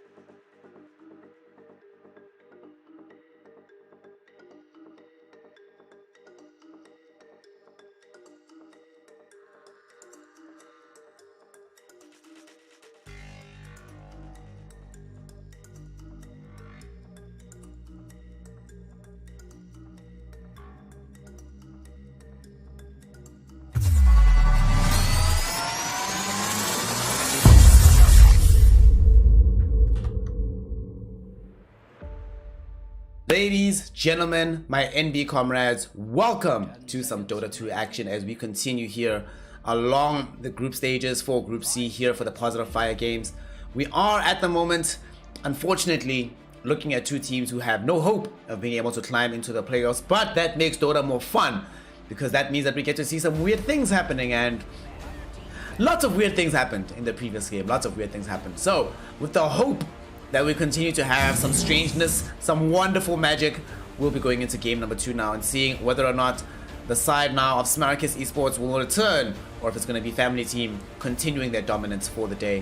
I'm Sneh, joined by Googly Gwank. Google, my homie, comrade. What's good, fam? How you feeling? How you feel about these drafts? Yeah, it's Sapphire Beastmaster into Phoenix. It's over. 2-0. I don't like being the one to call it so quickly, but Alright. I think again, I looked up on that Dota so far in the DPC. It's like 9-1 Snapfire into Phoenix. Just those two heroes. It's 90% win rate to Snap. Beastmaster for the attack speed as well. I don't see it. They've got control for the troll in the form of the Raw. Even if he goes BKB, that'll control him. Possibly stop the ultimate. They've got setup for Mirana. Yeah. Not only do they have set up for Mirana, this is also yet another hero that destroys a supernova, so the few occasions that they can keep Snapfire away from the egg, Mirana's just like, alright mate, I'll just jump onto that. Also, you still have Inner Beast Aura, so eventually the heroes will be attacking the thing fast enough to kill it regardless. Abaddon, decent save against the arrow, decent save against the Raw, so they're picking good heroes. The Phoenix is just out of this game. She's a Sunray, but she's not an ultimate in it. Yeah. I like the Abaddon with the troll though. They're going to need some save to avoid him getting burst down. With the Abaddon, as long as the Abaddon is nearby and not disabled, you should always be able to get the Berserker's Rage off. Yeah. That's step 1. Step 2 is killing these heroes, and I don't see it, even then. The kite from Snapfire and Mirana, the cookie can be thrown across to whoever the troll is targeting. Mirana can easily leap out. Beastmaster might get caught, but he's going to go Ags and just be throwing axes. So he'll be away from the fight anyway. Yeah, for the most part, we don't really expect that to have much involvement. I mean, on the one bright side, I guess you do have, like you mentioned with the Baron, they don't have any, all their spells can be very easily dispelled, but there's so many of them. And to do a Primal Roar, Arrow, provided they don't overlay them, it'll basically be impossible for a Baron to do everything, right? And because we're not expecting this Phoenix to be anything more than a Sunray, now you also have this Gyrocopter, so there's even more pressure on a Baron to make sure that the correct heroes are continually healed up by the Mist Coil. Because there's so much mixed damage now from the side of Family Team. Yeah. I really want to see the Holy Locket on Abaddon. I think it's an amazing item. Oh, an axe. Okay, so that's some lockdown. They were sorely needing it in their draft. Phoenix only brings lockdown if the egg pops, and we've already established that's not happening. Abaddon doesn't bring any, unless he attacks the same target 4 times, and the support Abaddon managing to pull that off in a team fight is a rare thing. Troll brings some, but yeah, the axe is good. They definitely needed it. Is Pango in the pool? Pango banned out first. Pango So they banned, couldn't yeah. pick the Pango. I like this axe as well. I'm definitely with you on this one. They needed some of that hard initiation. It also gives them a source of distraction to put at the forefront of the fight in front of the troll, so that you don't just have troll by himself being the only viable target for a lot of these engagements. So it also is a hero that in the previous game there were moments where you could just tell they were really struggling with initiation. Axe, instantly fixes that for you. Just buy Blink Dagger. You don't have to commit ultimates all the time, so your team doesn't have to be perfectly positioned or perfectly coordinated in order to be able to take kills off of Axe. Just need Blink, show up somewhere, can help out. In this game also, although I am worried about playing into Gyrocopter, you should get Blade Mail, right, for this early Axe. If you can get the Blade Mail early enough before Gyro has BKB, then it does make it a little bit more complicated for Family Team to fight at that point. Yeah, Blade Mail into the Morty's Kisses, Blade Mail into the Beastmaster, Ags, Axes, and Gyrocopter in general. All great heroes to run this Blade Mail into. So, when he picks that up, his impact should be pretty well amplified. Do you think this is mid, Beastmaster? At the moment, it's looking like it. I would say mid beast. I mean, it depends on their last pick. They could run offlane Beastmaster still. Otherwise, they'll be looking to pick up an offlane now. I think Gyro is that one, pause. Definitely Gyro 1, yeah. Shadow Fiend taken out, Injoker out, Puck's out, TA's out, Storm's out. Most likely they ban like Void Spirit, Quap, or the Ember here. So all the mid heroes in the game have been generally removed. None I would love to see both here teams for are looking for a mid. Dude, you know, it would be amazing. Don't you think SMARACIS could get away with the Death Prophet here if they manage to get that hero? They go with the Void, okay. So, the reliable lockdown on the side of family team is somewhat countered by the Abaddon, and we know how much damage a Void can do if he's free to jump around in fights. So again, the Abaddon, bit of a potential to have too many heroes to save, which is a problem he could run into. You only get like one Apothic every 8 seconds, or every 10 seconds, I think it is. And if one person is rawed, another person is arrowed, one of them's falling. Abaddon can't save both. Yeah. So that's a decent... If there's a decent initiation for family team, I don't think they have enough save. But otherwise, there's not much control for this Void Spirit. He should be able to get a lot done. If they're just opened with someone other than the Phoenix. Really. Yeah. Phoenix is good. Phoenix is so counted. It's no longer first pick material. You pick it up like if you have the 4th pick, which they had, if you can get Phoenix then, it's really good. Or later. But if you pick it first so they can first phase a snap, they'll do that every time. Yeah. And there's no way to protect that because the first 2 bans are a little bit too important to commit just for protecting this Phoenix hero. So we're gonna have yet another rough one for Phoenix. Yond play tech is in the first game, didn't really impress on that one. There's more catch with the Void Spirit as well. The Underlord, really, really good. Like that Pit of Malice. There's so much work. The Void Spirit can't jump over it and then immediately jump out because it disables with Assimilate. Troll Warlord is going to get more easily kited until he has a Black King bar available. I really like that. It rounds out their draft nicely. Yeah, A little bit vulnerable to the Abaddon in lane, and especially against the Sunray. They do have 3 strength heroes into the Sunray. That is true. And of course, strength heroes, 2 of them are occupying those roles. One thing that I do really like as well about this Underlord that you're mentioning is because if you look at the side of SMARACIS, they don't have... Like, they have some burst, but it's not obscene. Most of it's going to be coming from this Void Spirit and maybe a Culling Blade popping and triggering over you. So opportunities will abound for family team to be able to utilize the Dark Rift if the fight doesn't look like it's good. But especially, I think the main thing is that Pit of Malice. Pit of Malice and our Aura Builders, all they needed to round out the draft. Now they're going to see if Ghost is going to carry the game for them yet again. What do you think? You've seen these last picks. Pretend they didn't first pick Phoenix. Okay. Well, if they didn't first pick Phoenix, they picked it into Snapfire, and they're even more deserving of the loss. Other than the Phoenix, I think it's pretty good. And even if the Phoenix can't get the egg off, there's still going to be the Sunray, and that's not something to underestimate. Into these 3 strength heroes, if you're beaming across your team and onto theirs, Axe is perfect for that. Axe jumps in, you beam on top of the Axe. You're keeping him alive, dealing damage to anyone he's managed to catch. I think they have potential with that strong counter, but I'm still going to put my bet on. And that's if we perform last game. If they perform like last game, it's family all the way. If they perform like last game, so let's hope they can actually make that happen. Personally, I'm hoping that we get a game 3 today. I don't want the end of a journey, even if it's games that don't necessarily have that much of an impact on that journey, to be with a whimper. We want to go out with a bang. Previous series, we saw a 2-0, but it was an incredibly entertaining 2-0. Let us hope they can bring it to us here again today, as we now are underway with game number 2. Early vision's already obviously been laid out. We've got this high ground ward that family team has been able to put out to make sure that they can see any movement that might be heading either towards mid or bottom. What do you think the build is here for this gyrocopter? These gyros have been really mixing it up in terms of how they want to play this hero out. So what do you think the direction is? Like this very much. I just want to see straight physical damage. That's what I want from him. I want him to build as much as he can as quickly as possible.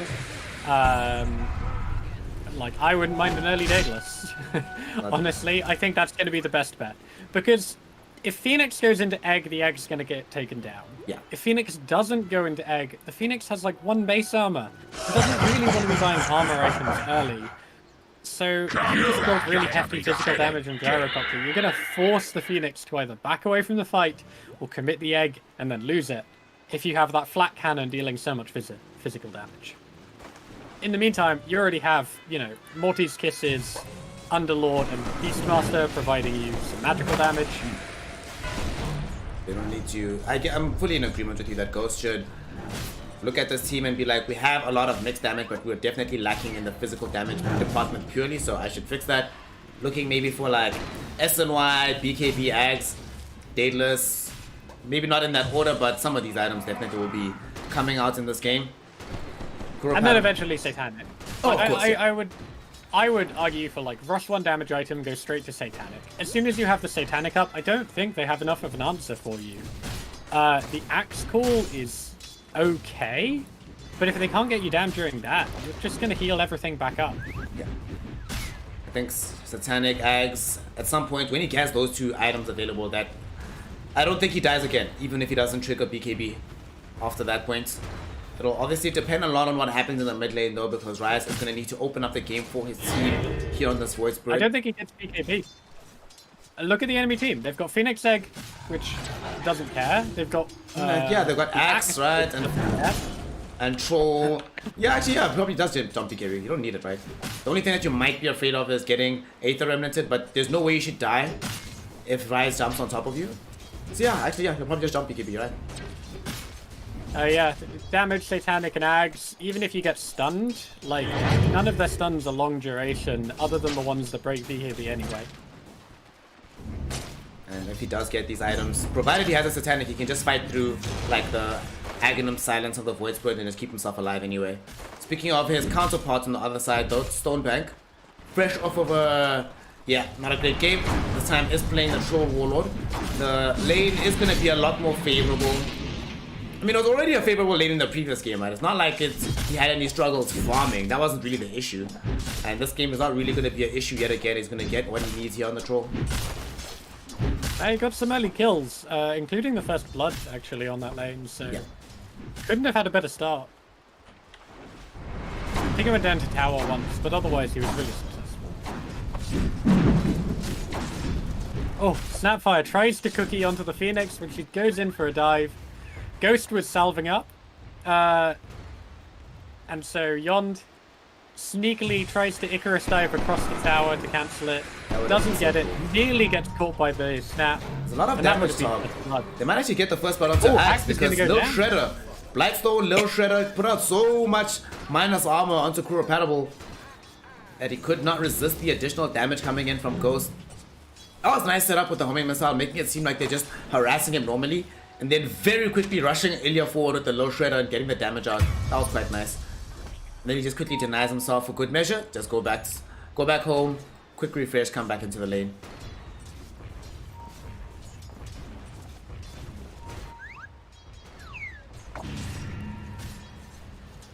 What do you think of this Axe build? He's taken the 2nd point into battle. Arrow bottom, Merlin. Oof, he done that. Wait, 2nd point, Battle Hunger. Okay, that's fine. Yeah. I suppose in this situation, it's a little bit more harassed to put onto Ilya, because you know Ilya won't be getting forward in the lane. But yeah, I would have taken the 2nd point into the counter helix. Like right now, counter helix would have been great. He's instead going to end up getting brought down again. Doesn't have a TP for another 40 seconds. I had that. At the same time, they also lose the troll down bottom. Merlin able to lend the arrow again. He arrowed him earlier and they almost killed him, and Stonebank didn't heal sufficiently before coming back into the lane, so he dies again. Oh boy.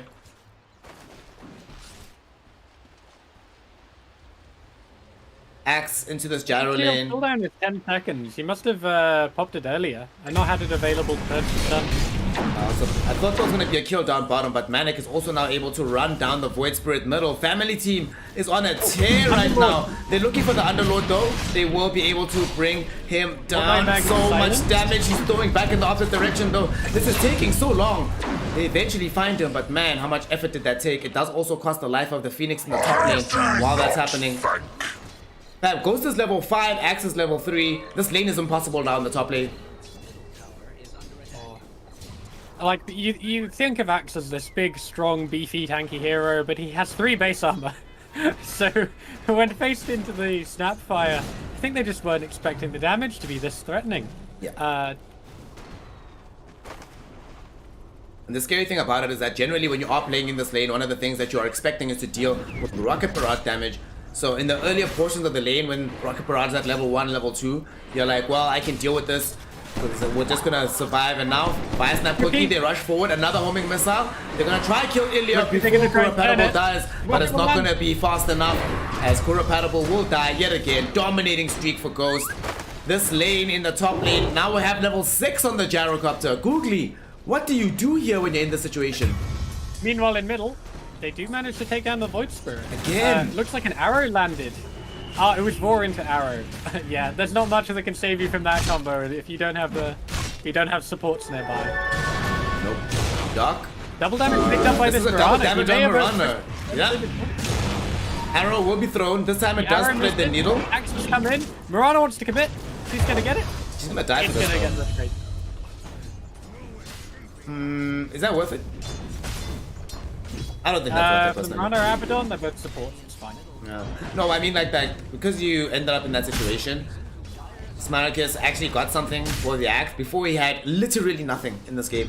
Like literally nothing. But Port's middle finds some gold for himself, a fair amount that he picks up there. At the same time, Fortnite Man does get brought down bottom. He also denies the tier 1 tower in the mid lane. But having to deny a tower before 7 minutes, woo! That's a good feeling. Yeah, I was about to comment on that. Like, that's an early dead tower. It is a Beastmaster on the other side, I suppose. But no points in Inner Beast, just the 2 points in Call of the Wild. He maxed Axes first. I am amazed that tower dropped as quickly as it did. He's been dumpstering him. Top, Merlin looking for an arrow. Are they gonna find it? It misses. Oof. Ah, Merlin, what's happening?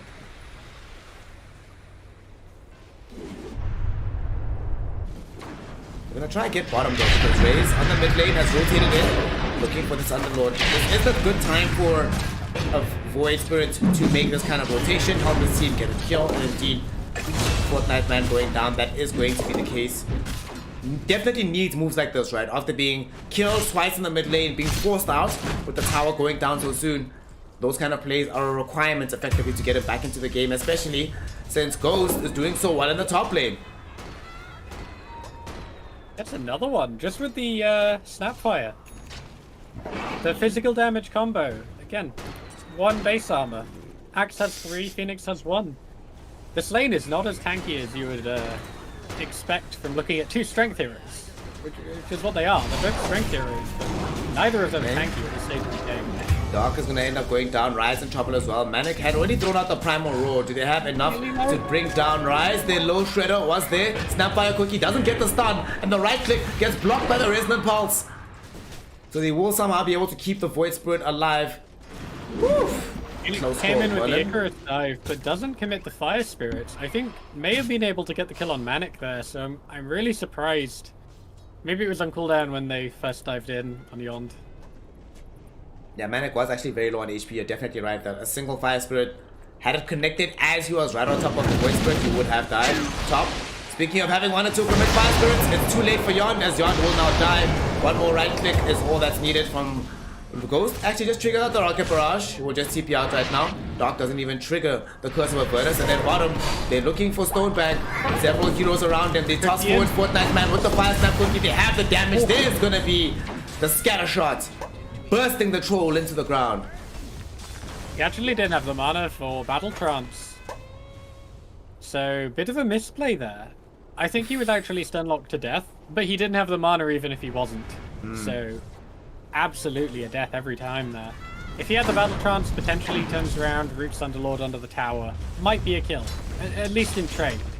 But no chance of that. And mismanaged his mana on top of it. They just bring the whole squad down bottom now. 4 heroes at the ready to take the tier 1 tower. Second tower of the game seeming to be secured before 10 minutes, Googly. How on earth is this even possible? When, look at that. If you were playing, say, with DK, Death Prophet, then I'd be like, alright, fine, I get it. But with these heroes, the aggression they're putting out on the map. Mid though, you might see Manic, who doesn't actually end up in a bad situation here. He's just farming. Closer towards Ags we go. And they're going to get their first tier 1 in the top lane for SMARACIS. But it doesn't mean nearly as much as having the tier 1 middle in particular secured this early on. Yeah, and it's who can make use of this. Let's go! They reveal it bottom. They're looking for Kurapatable, looking for Ghost. Ghost will actually die here. Moonlight Shadow will not be able to save. Beyond. Do they have any further detection? They're running in the correct direction. They know she's there, but she has another leap charge to get over the cliff. No, she's fine. So Melon gets away. Okay. So that's the blink reveal on the axe. Actually gets the most valuable kill, so that's good. I'll bring the net worth back towards parity. The way this game has been going right now, they need as many of those kind of kills as humanly possible. Especially onto that Jaro, like you mentioned.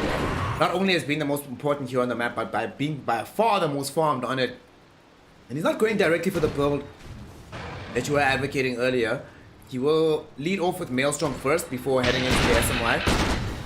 SMY is obviously very, very good in this game though. Status of this is also going to help out quite a bit. In lieu of having to buy the full BKB, that's probably all he'll need. Yeah, I mean, I don't actually like the Maelstrom Gyro if you're not immediately chasing it with that Aghanim Scepter. Yeah. I think it's the main problem I have with his build right now. They already have plenty of magic damage. So, you know, I somewhat disagree with that choice. Yeah. But, you know, it's still a good item. He's still the most farmed. He's going to chase it with some more good items. I think he's... It sort of feels like a halfway build, right? Like, if you go Maelstrom Ags makes sense. SNY BKB makes sense, or something else. Or SNY Satanic makes sense, but going for Maelstrom SNY, doesn't fully fix the problems that the team has. Like you mentioned, they have more than enough magical damage. It'll help them farm to some degree, but then you also think perhaps at this point would have been rounding the corner towards having the full Ags, but he just gone directly for that. Let's see how it pans out for him. And now he's being more, for the most part, really unbothered. He'll only die again once he gets blinked on by Axe, or once they finish off this Yule Scepter from the Void Spirit, and they can use that as a tool of initiation onto him.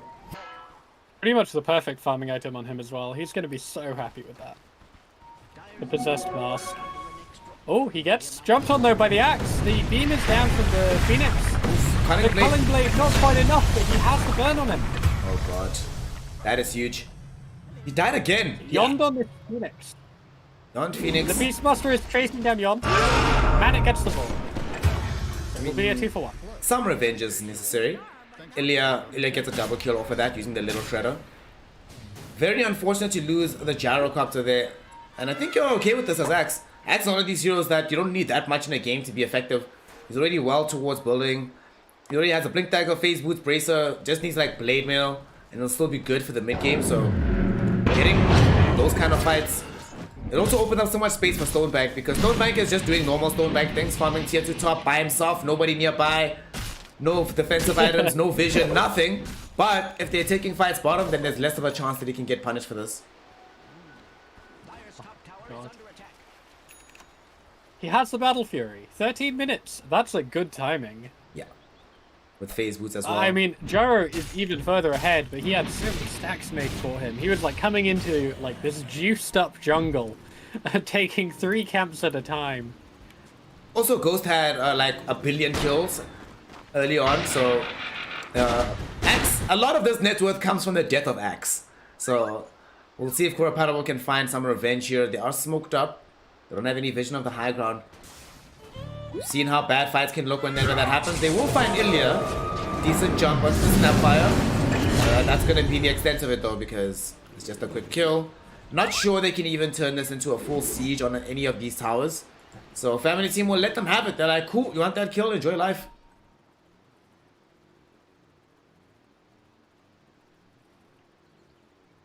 Small pause right now, just for an FPS drop. So with Battle Fury in tow, does he go straight BKB on Stonebank? Or do you want to see SNY first before that happens? On who, sorry? On the troll, on Stonebank, on the troll, yeah. Oh, on the troll. It's a tough one. They've got the Raw for him if he goes for the BKB, but they've got the Abaddon to save anyway. I think he does need it. And then the only tool they can use against him is the BKB, is the Raw, which can be a perfect shield off. Yeah, I'm also kind of worried about what the game looks like for him if he doesn't have BKB. In particular, getting through this fight, through like the Pit of Malices, random arrows flying around, homing missiles, cooldowns for slow. It's just a mess. Just get BKB. Yeah, he is choosing it. I think it is definitely best on their team together. I think the Dire heroes can potentially skip it if they want, just because so much goes through it anyway. It might be better to go for other defense layers. Yeah. Joe has it queued, which, again, I don't think I agree with. Like, just get Satanic and Axe, and then you'll always be plinking your life up. The only reason I might be inclined to still say buy BKB is it just depends on how afraid you are, or how much you think this Void Spirit is going to prevent you from being effective in the fight. I don't think it'll be that bad for them, but clearly he does, because this is the only hero that really has that much of a material impact. Or maybe it just might be also force of habit, you know. When you play Gyrocopter, every Gyrocopter player knows one thing, that all your losses, every time you've lost a game on Gyrocopter, it's that one game you decided not to buy a BKB. So, whether or not it's a causal direction there with that link, human beings generally tend to operate off of correlation, so Ghost might be feeling that same way. Let's see what he does after SMY. He should stop over there, then maybe consider just beefing up. For now though, they are just going to be happy to try siege away this Roche. They have the Agnum Scepter for Manic, so easy Aegis. Zero possibility of SMARACIS stopping them from doing this. They don't even have vision of this play. Oh, those axes, they just keep ramping up. Oh, it looks like they may have spotted it. Abaddon's nearby. Yeah, will have caught the... will have caught vision of Fortnite Man. And now he might get roared down. He has the bird time. That will get popped. They're going to be able to chase him down anyway. No response. It's 5 heroes chasing this ball. They just want to leave it at one loss. So SMARACIS is this time unlike with when Stonebank is in that position, they're just like, "Hurry, buddy, sucks to be you." He ends up going down, and this is after the Aegis has already been taken, sitting now on the wings of this Gyrocopter. So definitely won't be buying BKB after he gets this SNY. Doesn't need it at the moment. There is going to be a call, however. Merlin getting caught by the axe right now. Morty's kiss has been thrown forth by Ilya. Race is trying to prevent Manic from being able to enter the fight. The Primal Roll will still come out onto the Void Spirit. Void Spirit not going to die just yet. And the Supernova gets destroyed by Ilya with the rest of the team. They popped the Battletron door. First one back. He's not going to be dead just yet. Gyrocopter out here dishing out a ton of damage. They've lost only one so far in this fight. The second row of 4 though. As they lose Stonebank. Phoenix has already been taken out. Fourth has fallen from Dark. And now Kurapatamo trying to get himself out of here. Somehow family team have lost absolutely nobody, Googly. Yeah. The Phoenix dropped really low at the beginning of the fight.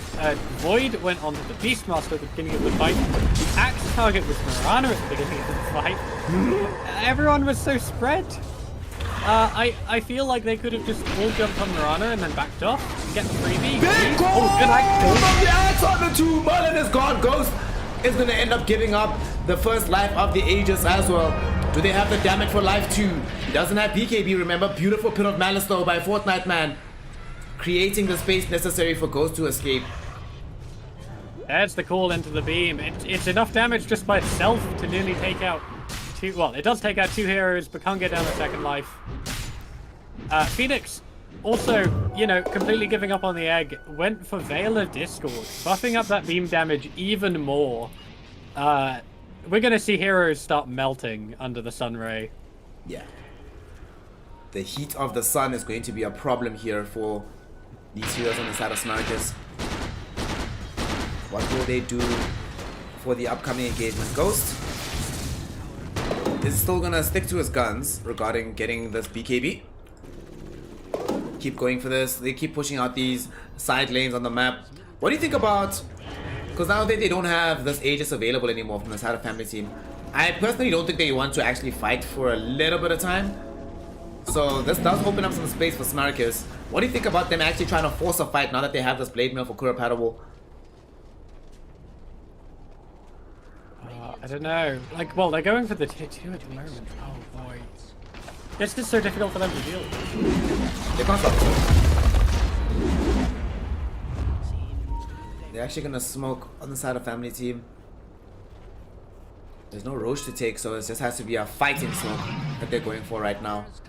They draw the circle on the high ground of where they want to try to go for this. Moonlight Shadow also used Dark will scout them all out as he just dropped down a sentry. And he will happily tank this gank for his team. Feels bad, but it is what it is. He will end up going down. In my opinion, Abaddon is the de facto best smoke popper. Especially if you have Blink Dagger. You get Blink Dagger and Abaddon, no one likes playing smoke into that team. Because you pop the smoke with you, because you can be at the front safely. As soon as Burrow Time goes off, you no longer count as taking damage and can blink to safety. I mean, he's a 5 and he's poor right now, but great smoke counter, and he's proved his worth twice now, I believe, in tanking these ganks. Because that could have been situations where it's rather this Void Spirit getting brought down or Stone Bank Dagger again down bottom. So each time he tanks a gank, he's like, hey, thank God. When you're playing 5 positions, sometimes the thing you put on your resume when you're looking for a team is how many times you've tanked a smoke gank for your squad. We almost have the Aghanim Scepter now for Rise. This is going to make the biggest difference, I think, of all the upcoming items for the side of SMARACIS. Getting that big silence on the backside of the fight, especially if they can do this like there's only going to be one BKB available from family team. So especially heroes like Manic, who absolutely needs to be casting the Wild Axes as much as possible. Those crucial seconds of silence represents a pretty large portion of the damage that's going to be coming out of family team. Yeah, it's like when you're playing Ursa, every attack you miss or every attack that gets prevented is like an exponential loss of damage. Yeah. Every other attack. You see a quick fight there as they do manage to quickly get the burst out onto this Beastmaster. They're going to just leave with the Dark Breath though. Peace. Oh my god. Okay. Did you hear that? Did you hear that, Googie? Guess what happened? Supernova actually triggered. I know. They were like, oh, we've already lost a hero, let's just get out. And that's how they trigger the supernova. It hits absolutely nobody, but at least Phoenix didn't die. At least Phoenix didn't die. Yond gonna get closer towards Shiva's. Oh well, no, changes his mind towards getting this Heaven's Halberd. Will be very useful against the Gyrocopter, considering that he is going to be the only big source of that physical damage. Still would prefer the Shivas personally, but already has the Sanj flying out. I guess also feeling like, because of how sparse it is, that the only real spell that he's utilizing is the Sunray. Icarus dive, often with the Shiva's Guard, you dive Shiva's during it and then you supernova, but if you're never gonna supernova, now you just dive and Halberd come back to the beginning of the fight. Yeah, and like, if there are a couple of heroes already down on the side of family, if they take out the Snap, if they take out the Mirana or something, it then becomes much more possible for the Phoenix to get off this successful supernova, so Yon dives in. Halberd's one of the heroes that is still alive and then goes into ENG. I don't think there's any one target you disarm that prevents you from going down to the rest of the team, but again, if there are already a couple of pickoffs, it's on the cards. Burst BKB now has emerged. Ghost has this. They smoke up immediately on the side of family team to utilize this item. We already have the push coming in through the top lane from Fortnite Man, intending to secure that tier 1 tower. Not only open up more space on the map for themselves, but make sure that they are poised to potentially take the next fight. But, well, you don't want to fight us? Fine. We'll force the tier 2. And if you don't fight us, we're going to get a free tier 2. And we know for a fact that y'all can't even push this tier 1 tower middle by the time we take the tier 2 tower top. Beastmaster clearing out all of the trees on the side as well, and Fortnite Man positioning himself on the other side. So nowhere they could have teleported to onto that tower without being seen. Yeah. Really heads up play there. Just completely shuts down any potential counter. They didn't decide to, but if they had, they would have to have come in onto the tier 3 tower. And then you see them coming every time. They do decide to still try and finish off this tier 1 bottom for SMARACIS. Stonebank almost able to bring this one down. Does have his BKB. BKB, I wonder if Void Spirit wants to build one as well after this Yule's. Yule's Ags, very, very good though. So they don't feel confident still moving out onto the map into the side of family team. Well, until now. They go for it now. Now they're going to decide it's go time. If we bought a BKB on Troll and we're just farming with it, we're going to end up losing the game anyway. So let's go use this item while we have it. Although the smoke does get scouted out a little bit here from the mid lane. They have so much vision control over here. They've got the Hawk and the Sentry. They know that there's no wards out from the Radiant side. Roshan, how long until that? 7 seconds. Beastmaster Illusion is in there to scout it too. They even got the Illusion rune. And they'll probably just make a beeline straight over there as soon as they see it. Yeah. There he is. Big man's up. Look how little vision they have from Radiant side. Only is now this Abyssal Underlord showing. And this low ground ward will scout him out. And now they know that Roche is being attempted. They have to see these axes. Too. They have to deal with this. They can't allow this to happen. Like, if they give up this Aegis, Cheese, and the shot, the game becomes so difficult. They have to go take this fight right now. Yeah, I hope the shot is getting onto the Underlord. That's what I want to see. Yeah, this shot is pretty. Pick it up. Right now, 4 heroes caught inside the pit of Malice. They will not be able to interrupt further for the fight. And so they very easily snag away the Aegis. And now they also get the Yules up onto Stonebank. BKB, pop out the Troll Warlord. Can he go forward for this fight? The Primal Roll will be there onto him. High ground Supernova. So they have to flee from this area on the side of family team. But now that the Supernova's popped, they can just turn back in for the damage. They've already brought down the Void Spirit. Fire Snap Cookie doesn't connect onto Dark, but the homing missile will. And they have more than enough damage from Ghost to be able to run him down. And now Merlin as well, finding the Yule Scepter, finding the arrow, finding the life of the Kuropatable Axe. As he tries to delay the inevitable. Even with the Sun Ray, he's going to end up losing his life. And Yond might have now put himself in jeopardy as he went too far forward. He's now getting axed up by Manic. Manic is going to be able to bring him down. Easy kill. Buybacks left galore. 3 kills come back into this one. But the Dark Rift now being triggered. They actually root up the Void Spirit, prevents him from being able to use the Aether Remnant. And Kuropatable would have found a 4 hero call if there was anybody there to call. As the Dark Rift gets them all to safety. What's your thoughts on this Void Spirit Yule Scepter? It was its first item, it's a nice defensive item. However, we saw its weakness into the Underlord. Yeah. Void Spirit was caught, immediately went into Yule Scepter to save himself, and then landed in the Pit of Malice and got deleted. Yeah. I would have preferred to see, like, maybe a BKB out of him instead of this. I think he feels that traditionally when you are playing this Void Spirit, it's fairly difficult to reliably find initiation in the fight if you don't have the Yule Scepter and or Blink. So he probably felt to himself that, okay, I have the Aghanim Scepter to help us in the fight, but how do we get this fight going if not for a huge call? This is at least another pick of tool for myself. And I think also, you know, normally you are used to being able to save yourself with this item, but like you mentioned, when you're playing into Underlord, probably have to change that up. I definitely would have preferred BKB straight after the Axe. And I thought he was going to go BKB 3rd or 4th, but yeah, 2nd BKB probably was necessary given how this game has been going. And I think that if you are going to buy Yule Scepter, it probably had to come first, not after Axe. If it's Yule's first into Axe, that's one story, but Yule's second, at that point, you already know that your initiations are going to look very, very difficult to pull off because the entire team is playing together, so you're not going to be able to isolate one target that easily. They did give the Aghanim shot over to Underlord, so this is 9 waves. Storm, he can cast it on himself and it'll follow his hero. They already can barely deal with him. He's got like mech into Hood of Defiance as well. Aethos for the double root combo. Arrow middle. They caught Stonebank and they did manage to use the Abaddon, but unfortunately now they know that there's no more Aphotic Shield to get rid of the Primal Roll. So they just burst them down with the Axes and the Morty's Kisses. That is a Troll in the deck. Buyback is available, but does not want to have to use it. Those chain disables. It was arrow, purged off the arrow, into the root, from the Underlord, and then the Roar followed up. Absolutely. Too many disabled Josh. We're now going to look towards the tier 3 tower on the high ground. It's falling very, very low. Ghost at the forefront of this. He has a butterfly coming towards him here, Googly, on the courier. He has a BKB, SNY, Maelstrom, Aegis, by far the biggest hero on the map. Raze will jump in. Is this going to be it? Big core doesn't catch on to anybody. The Supernova also going to be useless on the high ground, so they have to try and retreat. Supernova already popped, cooldown will be there from Ghost. They're bringing these heroes so low. Kurapatable will be the first hero to fall down. No buyback from him. Raze is going next. He doesn't have buyback either. Dark has fallen through the borrow time and everybody's there. GG, well played has been formed.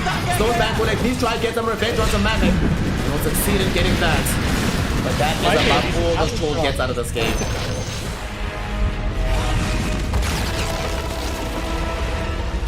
Those Supernovas were the saddest thing. He had to cast them so far back, and then no one gets caught by it every single time. Pretty much Phoenix reliably. It's so strong. It's an incredible hero, but it's been solved, if that makes sense. The counters are known. You can't ban them all out because there's quite a few of them. And unless you pick heroes that can reliably save it, other huge AoE disables such as the Tide Hunter, which they turned off, they went for the axe instead, but that wasn't enough. And so they couldn't reliably get this egg off any engagement. So Phoenix's worth was the Sunray. Meanwhile, the Abaddon also felt really lackluster that game. The saves were pretty good, but there's just so many stacking disables, and all of their eggs were in the basket of basically Troll. I say Void Spirit, but after his initial burst, he had nothing else. Yeah. This is part of the problem of the way they set up this draft. Like, at the end of the day, we've seen so many teams become accustomed to the fact that when you pick Phoenix, you don't need that much additional team fight outside of just 1 or 2 heroes to protect the egg and maybe set up for the egg to pop. But when they immediately counter the Supernova, then suddenly you find yourself like, well, we didn't draft more team fight to be able to help us out in lieu of this big item or this big hero. Great pop there. Family team. Another thing I think about this victory that they were able to make work well for themselves is they didn't fall into this trap that often happens when you're playing into these Axe, Troll, Void Spirit lineups and you have farming heroes. You're like, well, we'll just keep farming until we really feel strong. But once they finished BKB on Gyrocopter, they pretty much spent the rest of the game fighting. Like, just running at them, knowing full well that there's no engagement that we're going to start, that they're going to finish, because they can't. The big team fight spell can't be used. Nobody can jump into us without risk of dying. The only time it ever really seemed like it could work out is if Kurapatable gets a huge core with Blade Mail going on everybody. That's one thing, but that happens so rarely, and Punchfat was always positioned with the mech anyway. Really did feel like Family Team just had SMARACIS' number today. And Troll Warlord, he's one of those heroes. If you're up against heroes he counters, he feels great pretty much all game. You're up against a Storm Spirit, you're up against a Void Spirit, someone that relies on mobility. You just have to root them, and you've pretty much won the engagement off the back of that. Because as soon as the hero is rooted, all of their damage is gone too. But no one on Family Team were like that. This Troll Warlord, he needed so many items before he even felt good. Look at his net worth compared to some of the heroes on the other side, and yet he could barely touch them in fights. So 14,000 net worth, and then his impact was tiny, it felt. Yeah, it really didn't feel like on any of these items that actually helped them out to get to a point where you threaten anybody on the side of Family Team. Hell, look at the damage values. You only dealt 10k hero damage that entire game. The only hero... Actually, no, there's not a single hero on the side of Family Team that this hard carry Troll Warlord dealt more damage than, including the Marana at the very bottom, which is crazy. But like you mentioned, they don't fear Troll. In fact, Troll, when he sees them coming, he's the one that has to run away. I think we only saw one time where he actually stuck his ground after casting the Battle Fury, or the Battle Trance rather. Every other time... That's after GG. Yeah, that was when, just before the GG, exactly. Every other time that Battle Trance happens, he's using it to run away. He's using it just to survive and hope against hope that Abaddon's going to be able to close the gap in time, get off a Miss Coil, maybe help him out, but turns out not to, largely speaking, be the case. So Family Team, congratulations to them. though you're not going to make it into the playoffs, you are not the worst team in Group C. Unfortunately, that dubious honor does go the way of SMARACIS Esports. And with that, ladies, gentlemen, and my NB comrades, we are now concluded with the second series of the day. It was heat. It was heat. It was quite a lot of fun. But now, here's where the rest of the day starts to get really entertaining, because the games we saw today so far didn't actually matter. It was just to see who's the best and who's the worst. Now we have that. Group C is settled. What's not settled is Group D and Group B. So we're moving over to Group D for the last matches of today. And that is a lot in the air, all to play for in that direction. Those games will be taken over by a click to cast. Googly Goink will still be in the cut, but I am being subbed out. I'm hitting up the bench. Click to cast will be out here, and I'll make sure that we're hosting him. So if you keep it locked right here, you'll be able to see the stream itself.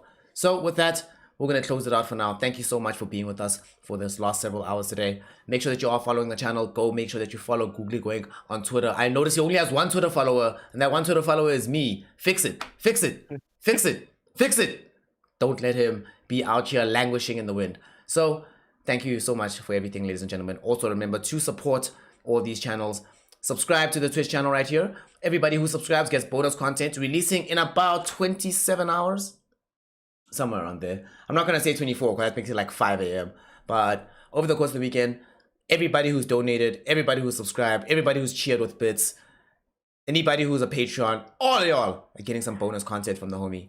And let me know what you think. We'll keep it up every single month, just as a small thank you from me to you, to say shout out for making this all possible and for keeping it going. Now we're done. We're going to continue in a couple of hours. Well, 1 hour actually. Another long wait until we have the next series, but that one obviously is going to be happening over on the Click to Stream Twitch channel. So until then, until next time, I will see you tomorrow for some more incredible Dota 2 action.